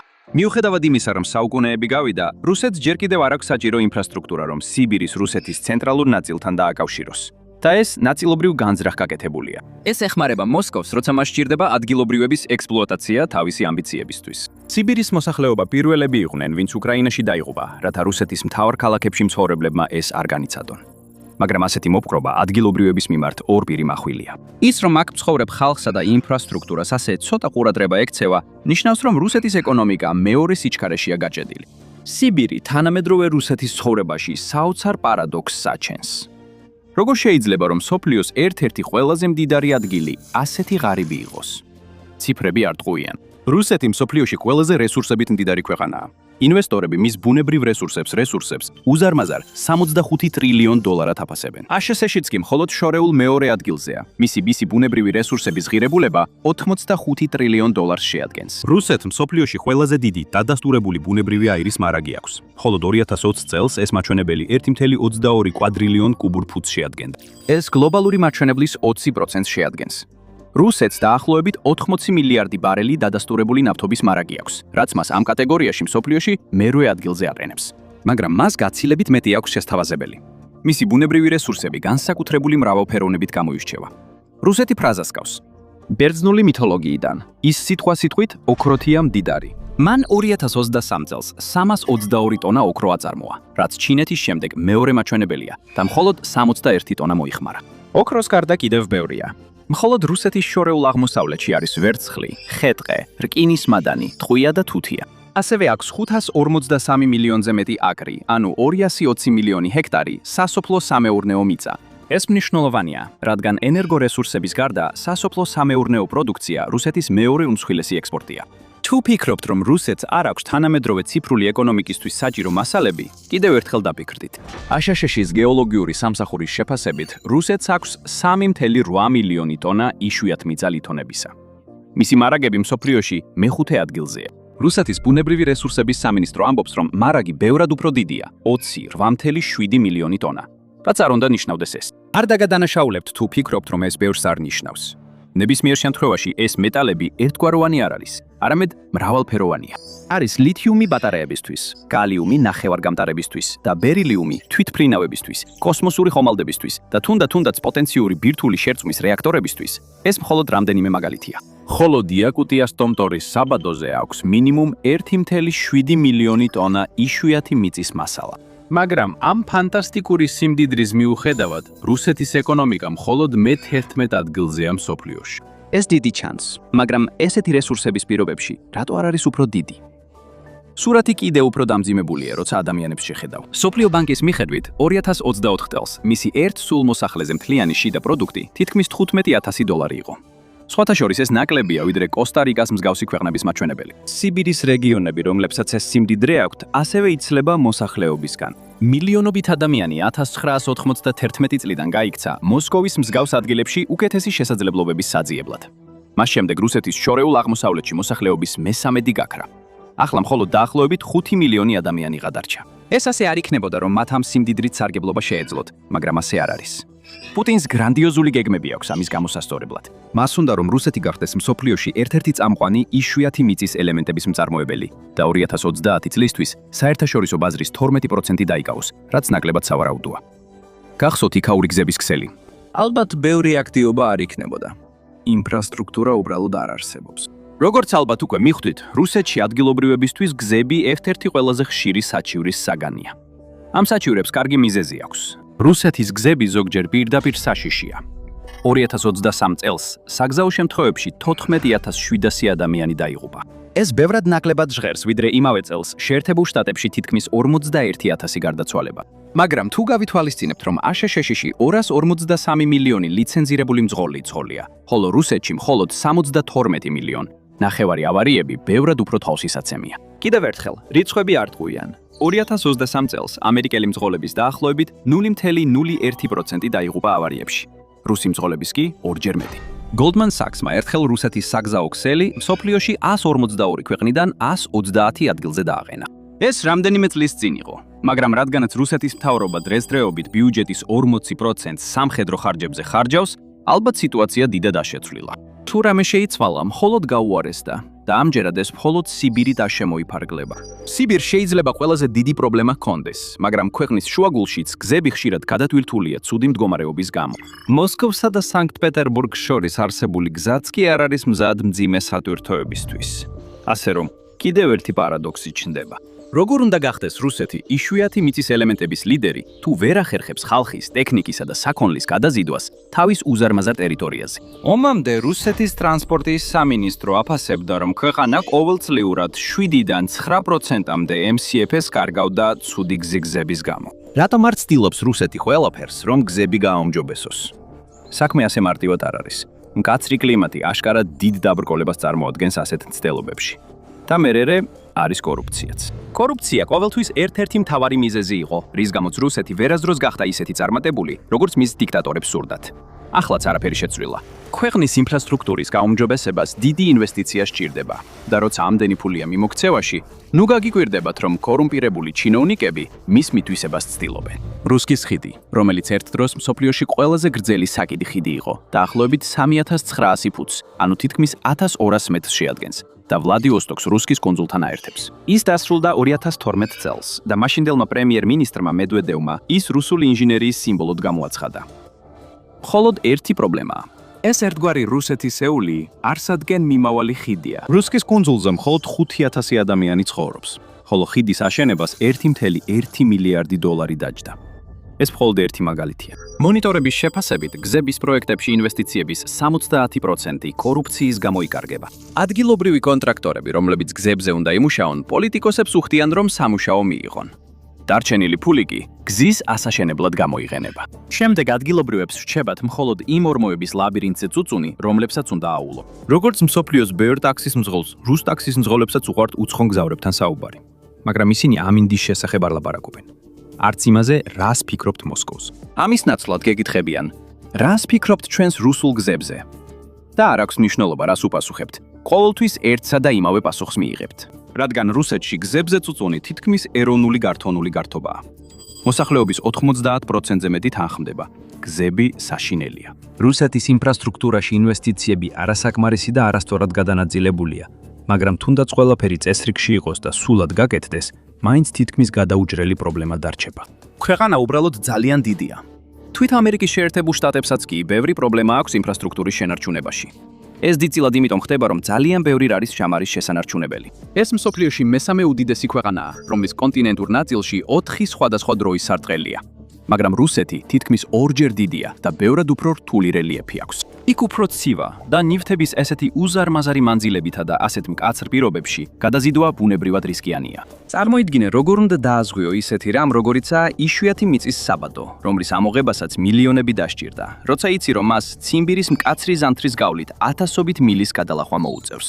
თუნდაც რუსეთის სარკინიგზო და საავტომობილო ქსელები იდეალურად მოვლილი და მსოფლიო დონის იყოს, პროდუქციას მაინც მოუწევს ამ ყველაფრის გადაკვეთა. ეს დაახლოებით იგივე პრობლემაა, რასაც ჩინეთი ოდესღაც დააწყდა. აბრეშუმის გზა მსოფლიო ვაჭრობის ცენტრი იყო, რომელიც დასავლეთ ევროპამდე იცვლებოდა. მაგრამ თუნდაც ყველა შუამავალი და გზაზე მყოფი ყაჩაღი ამოიღო. როგორც ეს მონღოლებმა ოდესღაც გააკეთეს, ეს გზა მაინც ძალიან გრძელი და მძიმე იყო, მასზე მოგზაურობა. ეკონომიკური ზრდა ყოველთვის იმ გეოგრაფიული სივრცით იყო შეზღუდული. აი რატო? როგორც კი ალტერნატივები გამოჩნდა, ზღვის გზები, რომლებიც ევროპელებმა მე-15 საუკუნის ბოლოს დაიწყეს აღმოჩენა, აბრეშუმის გზა სწრაფად გადავიდა უკანა პლანზე. სი ჯინპინის სასოწარკვეთილად ცდილობს მისი აღორძინებას, მაგრამ მას დაახლოებით ისეთივე წარმატება აქვს, როგორც მის მეგობარს ჩრდილოეთით. ეს ამბავი კიდევ ერთ საინტერესო პარადოქსს აჩენს. თეორიულად რუსეთს არ უნდა იყოს შეზღუდული თავისი სახიფათო სახმელეთო მარშრუტებით. რუსეთს თითქმის 24,000 მილი, ანუ 38,600 კილომეტრი სანაპირო ხაზი აქვს, რაც მსოფლიოში მეხუთე ადგილზე აყენებს. მაგრამ ყველა სანაპირო ხაზი ერთნაირი არ არის. რუსეთი თავის სანაპირო ხაზს სათანადოდ არ იყენებს. კონტეინერების სპორტული ტრაფიკის მხრივ, მსოფლიო ბანკის მიხედვით, ჩინეთი პირველ ადგილზეა თითქმის 269 მილიონი 20 ფუტიანი, ანუ 6 მეტრიანი ეკვივალენტური ერთეულით 2022 წელს. ეს ტერმინი სტანდარტული ზომის სატვირთო კონტეინერს არნიშნავს. აშშ მეორე ადგილზეა, მაგრამ დიდი ჩამორჩენით, 62,2 მილიონით. რუსეთი სად იყო? ათეულშიც კი არა. 36 ადგილი. ეს კიდევ უფრო დაბალია, ვიდრე ისეთი პატარა ქვეყნები, როგორიც ბელგიაა. სინგაპური, რომელიც მესამე ადგილზეა, აქვს პორტები, სადაც კონტეინერების ტრაფიკი თითქმის 10-ჯერ მეტია, ვიდრე რუსეთში. აღმოჩნდა, რომ ამის მიზეზიც არსებობს. რუსეთის პორტები არც ისე კარგია და ეს აუცილებლად არნიშნავს არაკომპეტენტურობას ან კორუფციას. ყოველ შემთხვევაში თეორიულად ეს შეიძლება გამოსწორდეს, მაგრამ არის კიდევ რაღაც, რაც ვერ გამოსწორდება. შეხედეთ, სად მდებარეობს რუსეთის სანაპირო ზოლის სინამდვილეში. მისი უდიდესი ნაწილი ქვეყნის ჩრდილოეთით მდებარეობს და რუსეთის ტერიტორიის ნახევარზე მეტი 60-ზე ჩრდილოეთ განედზე ზემოთაა განლაგებული. რუსეთის სანაპირო ზოლი არქტიკის ოკეანის მთლიანი სანაპიროს 53%-ზე მეტში ადგენს. რა არის მუდმივი თანამგზავრი, რომელსაც აქ შევხვდებით? პასუხი აშკარაა. რუსეთის თითქმის ყველა პორტი წლის დიდი ნაწილის განმავლობაში ტკინულითაა დაფარული. არსებობს გამოსავალი, ყინულმჭრელები და რუსეთს ისინი მრავლად ყავს. რუსეთის ფლოტში 57 ყინულმჭრელი გემია, რაც ნებისმიერ სხვა ქვეყანაზე მეტია. კანადა შორეულ მეორე ადგილზეა 18 გემით. რუსეთის 8 ყინულმჭრელი ბირთვული ენერგიით მუშაობს, რაც ნიშნავს, რომ ისინი ზღვაში თვეების განმავლობაში შეუძლიათ დარჩნენ, ყინული გატეხონ და რუსულ ვაჭრობას დაეხმარონ. შეერთებულ შტატებს, რომელსაც მხოლოდ 5 ყინულმჭრელი ჰყავს, რუსეთის ყინულმჭრელი ფლოტი პრობლემად მიაჩნია. მთელი ნატოს ალიანსს მხოლოდ 47 ყინულმჭრელი ჰყავს. ამიტომ შეერთებულმა შტატებმა ნატოს მოკავშირეებთან შეთანხმება გააფორმა, რათა უზრუნველყოს, რომ რუსეთმა არქტიკაში სრული უპირატესობა ვერ მოიპოვოს. ისინი გეგმავენ ერთობლივი 90 ყინულმჭრელის ფლოტის შექმნას. მაგრამ არსებობს მიზეზი, რის გამოც შეერთებულმა შტატებმა თავისი ყინულმჭრელი ფლოტი უყურადღებოდ დატოვა. უბრალოდ ესეთი ძვირადღირებული გემები არ დასჭიროებია. მისი პორტები დიდხანს არ იყინება. ისინი ყოველთვის ფუნქციონირებს. რუსეთი სიამოვნებით გაცვლიდა ადგილს, რომ შეძლებოდეს. რუსეთს მხოლოდ რამდენიმე თბილი წყლის პორტი აქვს. ამჟამად ესენია სევასტოპოლი ოკუპირებულ ყირიმში და ნოვოროსიისკი შავ ზღვაზე. მაგრამ ისინი იდეალური არ არის. ისინი მდებარეობს ბოსფორისა და დარდანელის უკან, რომელსაც მისი ისტორიული მეტოქე თურქეთი აკონტროლებს. მეტოქეობა კვლავ გამოიკვეთა შეჭვიდან რამდენიმე დღეში, როდესაც თურქეთმა გამოაცხადა, რომ რუსულ სამხედრო გემებს სრუტეებში გალვას არ მისცემდა. თუ საქმე ყველაზე ცუდად წავიდოდა, თურქეთს ნებისმიერ დროს შეეძლო რუსეთისთვის ხმელთაშუა ზღვაზე გასასვლელის დაბლოკვა. პეტრე დიდმა და მის შემდეგ რუსმა დიქტატორებმა მრავალი თაობის განმავლობაში ოსმალ-თურქებთან ომებში ბევრი სისხლი და სიმდიდრე დახარჯეს შავი ზღვის სანაპიროზე პოზიციების დასამყარებლად. და მაინც თურქეთს კვლავ აქვს გეოგრაფიული უპირატესობა. ამიტომ რუსეთი სხვაგანაც გაფართოვდა, რათა მეტი თბილი წყლის სპორტი მოეძებნა. არის კალინინგრადი, მაგრამ მასაც აქვს პრობლემა. თურქეთის მიერ კონტროლირებადი სრუტეების უკან ოფნის ნაცვლად, ეს სპორტიც იმ სრუტეებისების უკანაა, რომლებსაც ძველი მტრები, დანია და შვედეთი მარტივად აკონტროლებენ, განსაკუთრებით ახლა, როცა ამერიკა ეხმარებათ. შვედეთი ხელახლა ამაგრებს გოტლანდის კუნძულს, რომელიც მხოლოდ კალინინგრადიდან მხოლოდ 214 მილშია. 214 მილი, ანუ 345 კილომეტრი კალინინგრადიდან. მას უკვე ბალტიის ზღვაში ნატოს ავიამზით ეძახიან. და მაშინაც კი თუ რუსულ გემებს აქ არსებული ვიწრო ადგილებიდან უვნებლად გასვლა შეძლებოდათ, მათ მაინც მოუწევდათ ინგლისის არხის გალვა და იქ განლაგებულ ნატოს ყველა საზღვაო ძალასთან გამკლავება. ადრე მათ ბრიტანეთის სამეფო საზღვაო ძალების ძლიერებასთან მოუწევდათ გამკლავება. ასე რომ, კალინინგრადი არ არის გამოსავალი რუსეთის შავი ზღვის პრობლემებისთვის. თუმცა რუსეთის გეოგრაფია გარკვეულ გამოსავალს იძლევა. ნაწილობრივ მაინც. გასაკვირია, მაგრამ მურმანსკის სპორტი, მიუხედავად მისი ჩრდილოეთის მაღალი განედისა, ზამთარში ჩვეულებრივ არ იყინება. ეს ამერიკის ყურიდან, ადრე ცნობილი როგორც მექსიკის ყურე, გამომავალი თბილი ნაკადის დამსახურებაა. მაგრამ ნუ იჩქარებთ. შეხედეთ, სად მდებარეობს მურმანსკი. მურმანსკიდან ღია ოკეანემდე მისასვლელად, რუსულ გემებს უნდა გაიარონ GIUK-ის დერეფანი. ორი სრუტე გრენლანდიასა და ისლანდიას შორის და ისლანდიასა და გაერთიანებულ სამეფოს შორის. სამეფო საზღვაო ფლოტს დიდი გამოცდილება აქვს ამ წყლებში პატრულირებაში, რაც ჯერ კიდევ ახსოვთ ადამიანებს. ცივი ომის დროს ის სწორედ ამ რეგიონზე იყო სპეციალიზებული. იმპერიული რუსეთისთვის მდგომარეობა კიდევ უფრო მძიმე იყო, როცა სამეფო საზღვაო ფლოტი მსოფლიო ზღვებს მართავდა. რუსეთისთვის ღია ოკეანის თბილი წყლების პორტების არარსებობა მის ევროპულ ბირთვში კიდევ ერთი მიზეზი იყო, რომ გაეგრძელებინა აღმოსავლეთით გაფართოება ურალებს მიღმა, პირდაპირ წყნარ ოკეანემდე და კიდევ ჩრდილოეთ ამერიკაშიც კი. რას მიაღწია ამ ძალისხმევით? ჯერ განვიხილოთ პეტროპავლოვსკ-კამჩატკის პორტი კამჩატკის ნახევარკუნძულზე. გასაკვირია, მაგრამ ის არ იყინება. სამწუხაროდ რუსეთისთვის ეს მაინც არ არის ისეთი კარგი. კამჩატკა ვერ უკავშირდება რუსეთის მატერიკს გზით ან რკინიგზით. რელიეფი უბრალოდ ძალიან რთულია. ამიტომ რუსეთი განაგრძობდა ძიებას უზარმაზარ ევრაზიულ კონტინენტზე თბილი წყლების სპორტის საფოვნელად, რომელიც არ იქნებოდა პოტენციურად მტრული ძალების მიერ კონტროლირებადი გასასვლელების მიღმა. ვლადივოსტოკი იყო მთავარი მიზანი. საბოლოოდ მისი ჩინეთისგან მოპოვება მე-19 საუკუნეში დიდი გამარჯვება იყო. სამწუხაროდ რუსეთისთვის ეს მაინც საკმარისი არ არის. იმ დროს ვლადივოსტოკი წელიწადში 4 თვის განმავლობაში იყინებოდა. მას არ აქვს გოლდსტრიმის უპირატესობა და მდებარეობს პოლარულ ტემპერატურებთან ახლოს, რომლებიც ნოემბრიდან მარტამდე ციმბირს ტყინავს. ეხლა კლიმატი უფრო თბილია, ამიტომ პორტი ამ დღეებში აღარ იყინება ისე ხშირად, მაგრამ კიდევ ერთი პრობლემა არსებობს. ვლადივოსტოკიდან ღია ოკეანემდე მისასვლელად, რუსულ გემებს იაპონიის ზღვაში საკონტროლო გამშვები პუნქტების გალვა უწევთ. ეს ცუდი ამბავია მოსკოვისთვის. ვლადივოსტოკი რუსეთს არ აკმაყოფილებდა, ამიტომ მან სცადა პორტ არტურის კონტროლი, რომელიც ახლა ლუშუნკოს რაიონია დალიანში, ჩინეთში. ის ზამთარში არ იყინებოდა. დიახ, ის მაინც იზოლირებულია ღია ოკეანისგან, მაგრამ ყვითელი ზღვისა და ჩინეთის სანაპიროს გავლა უკეთესია ვიდრე იაპონიის ზღვის. ხომ ასეა? იაპონია ასე არ ფიქრობდა, რამაც რუსეთ-იაპონიის ომამდე მიიყვანა საქმე. მას შემდეგ რუსეთსა და იაპონიას შორის მეტნაკლებად დაპირისპირებაა. რუსეთმა ვერ შეძლო პორტ არტურის შენარჩუნება.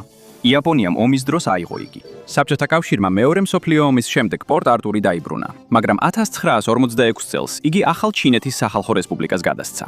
ასე რომ მთელი ეს თავგადასავალი მაინც უშედეგო აღმოჩნდა. პეტრე დიდს რუსეთი როგორც დიდი საზღვაო ძალა წარმოედგინა, მაგრამ მის შემდეგ არც ერთ მემკვიდრეს არ შეძლებია ამ ხედვის განხორციელება. მე-19 საუკუნის რუსმა ცარებმა იმდენად სასოწარკვეთილები დაიწყეს თბილი წყლის სპორტის ძიება, რომელიც ბრიტანეთის სამეფო ფლოტისგან დაცული იქნებოდა, რომ პერსიის ყურესა და ინდოეთის ოკეანეზეც კი დაიწყეს ფიქსფიქრი. ასე დაიწყო ბრიტანეთთან კონკურენცია, რომელიც დიდი თამაშის სახელითაა ცნობილი. რუსეთმა ეს ვერ მოიგო. მიუხედავად ყველა მიღწევისა, დღევანდელ დღემდე რუსეთი მაინც ხმელეთით შემოსაზღვრული ქვეყანაა, თუ მის მოწინააღმდეგეებს ასე სურთ. არ არის საჭირო ძალიან შორს წარსულში დაბრუნება იმის მაგალითისთვის, თუ რამდენად საშიში შეიძლება იყოს ეს რუსეთის უსაფრთხოებისთვის. ნაცისტებმა მართლაც სწრაფი წინსვლა მოახდინეს, როდესაც 1941 წლის 22 ივნისს საბჭოთა კავშირში შეიჭრნენ. შეერთებულმა შტატებმა მალევე დათანხმდა საბჭოთა კავშირის მომარაგებას ლენდ-ლიზის აქტის პარგლებში, მაგრამ დიდი პრობლემა იყო. როგორ მიაღწევდათ ვირთი იქამდე? მურმანსკი, ნაცისტური წყალქვეშა ნავები ამ მარშრუტს რთულსა და საშიშს გახდიდა. გარდა ამისა, ჰიტლერს ნორვეგია ჰქონდა ოკუპირებული. შავი ზღვის მარშრუტი? არავითარ შემთხვევაში. საბერძნეთი ღერძის ოკუპაციის ქვეშ იყო. გარდა ამისა, ნაცისტებს კირიმი ჰქონდათ დაკავებული და 1944 წლამდე არ დაკარგავდნენ მას. ვლადივოსტოკი ან სხვა რაიონი რუსეთის წყნარი ოკეანის სანაპიროზე. ეს ნიშნავდა იმპერიული იაპონიის საზღვაო ძალებთან დაპირისპირებას იმ დროს, როცა ტოკიო რეგიონში დომინირებდა. მხოლოდ ერთი არჩევანი იყო. გემები დადგებოდნენ პორტებში სპარსეთის ყურეში და შემდეგ ირანში, სპარსულ დერეფანს გაივლიდნენ. და ამასაც კი პაროდიული ფილმის სცენარის მსგავსი ძალისხმევა დასჭირდა. ბრიტანეთისა და საბჭოთა კავშირის ერთობლივი შეჯრა. იქაური მთავრობა მანამდე ძალიან თანაგრძნობდა ღერძის ძალებს. საბედნიეროდ, შეჭრამ შედეგი გამოიღო. ამერიკული მარაგები რუსეთში ნახევარი მსოფლიოს გარშემო მოგზაურობის შემდეგ ჩავიდა და ბოლოს ნაცისტები უკან დაახევინეს. თეორიულად რუსეთს შეეძლო ძლიერი საზღვაო ფლოტის აშენება ამ გეოგრაფიული სისუსტეების დასაძლევად, მაგრამ აქ ერთი პრობლემა არსებობს. ალბათ უკვე ელოდით ამას. ქაღალდზე რუსეთის საზღვაო ფლოტი ერთ-ერთი ყველაზე ძლიერია მსოფლიოში. მაგრამ თუ შიგნით ჩაიხედავთ, ნახავთ რა გამოწვევების წინაშე დგას იგი.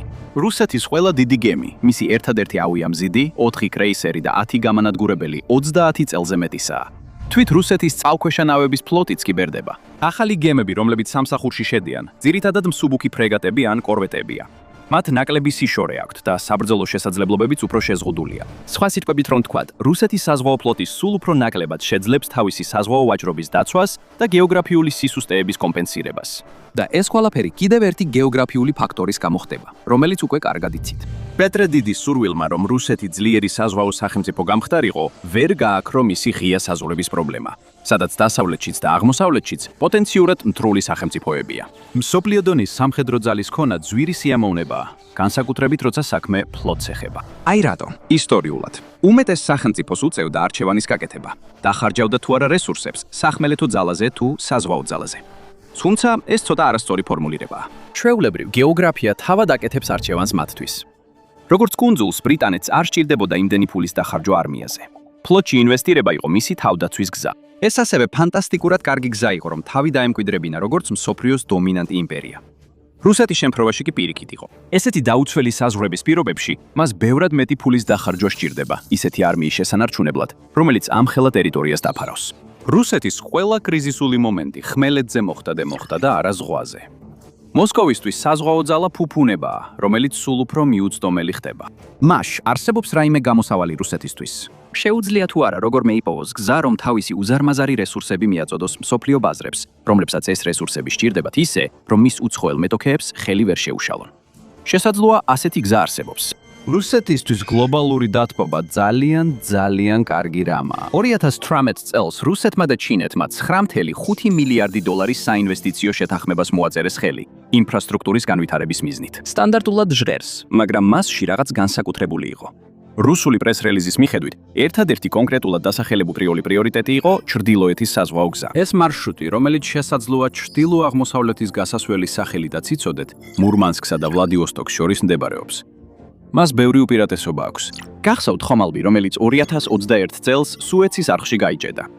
ეს მსოფლიო ეკონომიკას საათში 400 მილიონი დოლარი დაუჯდა. კარგად განვითარებული ჩრდილოეთის საზღვაო მარშრუტი ყველაფერ ამას აიცილებდა. ევრაზიის გარშემო მოგზაურობისა და მალაკას სრუტისა და სუეცის არხის მსგავს ვიწრო ადგილებს შკავლას ნაცვლად, მათ შეეძლებათ რუსეთის სანაპიროს გარშემო გაიარო. ამაში ბევრი უპირატესობაა.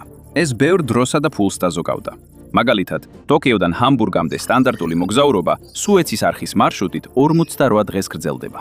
იგივე მოგზაურობა ჩრდილოეთის ზღვის მარშრუტით მხოლოდ 35 დღეს წაიღებდა. მაგრამ ახლა საქმეები საბოლოოდ უკეთესობისკენ მიდის, თითქმის პირდაპირი მნიშვნელობითაც კი. 2010 წელს ჩრდილოეთის ზღვის მარშრუტით სულ 81,000 ტონა ტვირთი გადაიზიდა. 2019 წლისთვის ეს რიცხვი თითქმის 7 ჯერ გაიზარდა და 285,000 მიაღწია.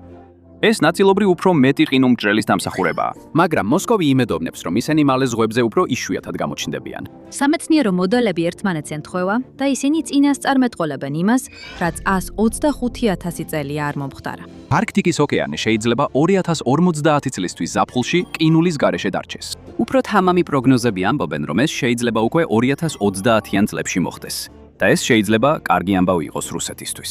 რა თქმა უნდა, ჩრდილოეთის საზღვაო მარშრუტის გასწვრივ განვითარება ჯერჯერობით უფრო აჟიოტაჟის საგანია, ვიდრე რეალურად მომხდარი რამ. ჩინეთი კვლავ ინარჩუნებს ინტერესს, მაგრამ კონკრეტული პროექტების მხრივ ცოტა რამ ხდება. რუსეთის უკრაინაში შეჭრამ ამ განვითარების გეგმები შეაფერხა. მიუხედავად ამისა, ამ საუკუნეში უფრო კონკრეტულ ინვესტიციებს უნდა ველოდოთ. ძალიან ბევრია მოსაპოვებელი და რუსეთი ყველაზე დიდი მოგებული იქნება. წარმოიდგინეთ, მსოფლიოს გემები რუსეთის სანაპიროზე ჩერდებიან ბიზნესისთვის, მაგრამ ნამდვილად ათავისუფლებს ეს რუსეთს მისი გეოგრაფიული წყევლისგან. ეს სადაოა. რამდენიმე წლის წინ რუსეთის ულტრანაციონალისტი სამხედრო ბლოგერები ალასკის დაბრუნებაზე საუბრობდნენ. ეს საუბრები პუტინის მიერ მიღებულ ახალ კანონზე რეაქცია იყო. მან გამოყო თანხები საზღვარგარეთ რუსეთის ქონების ძიებისთვის, რეგისტრაციისა და იურიდიული დაცვისთვის, მათ შორის ოფილი იმპერიისა და საბჭოთა კავშირის ტერიტორიებზე. პუტინმა ალასკა არ დაიბრუნა, მაგრამ კრიტიკოსებმა კითხვის ნიშნის ქვეშ დააყენეს, რას ნიშნავდა ეს დაცვა. ეს სიტყვა ხშირად გამოიყენებოდა რიტორიკულ ტაქტიკად რუსეთის ისტორიულ გაფართოებაში. არქტიკის ყინულის დნობასთან ერთად შეიძლება არსებობდეს მიზეზი მისი დაბრუნების სურვილისთვის. ბერინგის სრუტეში რუსეთსა და ამერიკის ტერიტორიას შორის მანძილი მხოლოდ 55 მილი, ანუ 88 კილომეტრია ყველაზე ვიწრო ადგილებში. ეს რუსეთის გემებისთვის სერიოზულ პრობლემას შექმნიდა ღია არქტიკაში. ალასკაზე ამერიკის შეერთებულ შტატებს 9 მოქმედი სამხედრო ბაზა აქვს. ზოგიერთ მათგანში განთავსებულია სერიოზული ტექნიკა, მაგალითად F-22 რეპტორები და F-35 Lightning O-ები. ასევე არის წყალქვეშა ნავების ტესტირების ობიექტიც. თქვათ ასე, თუ საქმე დაძაბულობამდე მივიდოდა, რუსეთის ვაჭრობა მომგებიან ჩრდილოეთის საზღვაო მარშრუტზე მაინც არ იქნებოდა დაცული უცხოური ძალებისგან. 21 საუკუნეში ბერინგის სრუტე შეიძლება კიდევ ერთი სახიფათო სტრატეგიული ვიწრო გასასვლელი იყოს, რომლისთვისაც რუსეთს სასტრაფოდ სჭირდება გამოსავალი, მაგრამ ვერ პოულობს. როგორც ხედავთ, როცა საქმე რუსეთს ეხება, ცნობილმა სტალინის ბიოგრაფმა სტივენ კოტკინმა ეს ყველაზე კარგად თქვა. რუსეთს სურს, რომ დიდ ძალად აღიქმებოდეს, მაგრამ მისი შესაძლებლობები არასდროს შეესაბამებოდა მის ამბიციებს. რადგან არ აქვს მნიშვნელობა, რამდენად დიდი აქვთ არმია, ყველაზე ძლიერ მმართველებსაც კი რუკის დაპყრობა არ შეუძლიათ. გმადლობთ, რომ დღეს შემომიერთდით.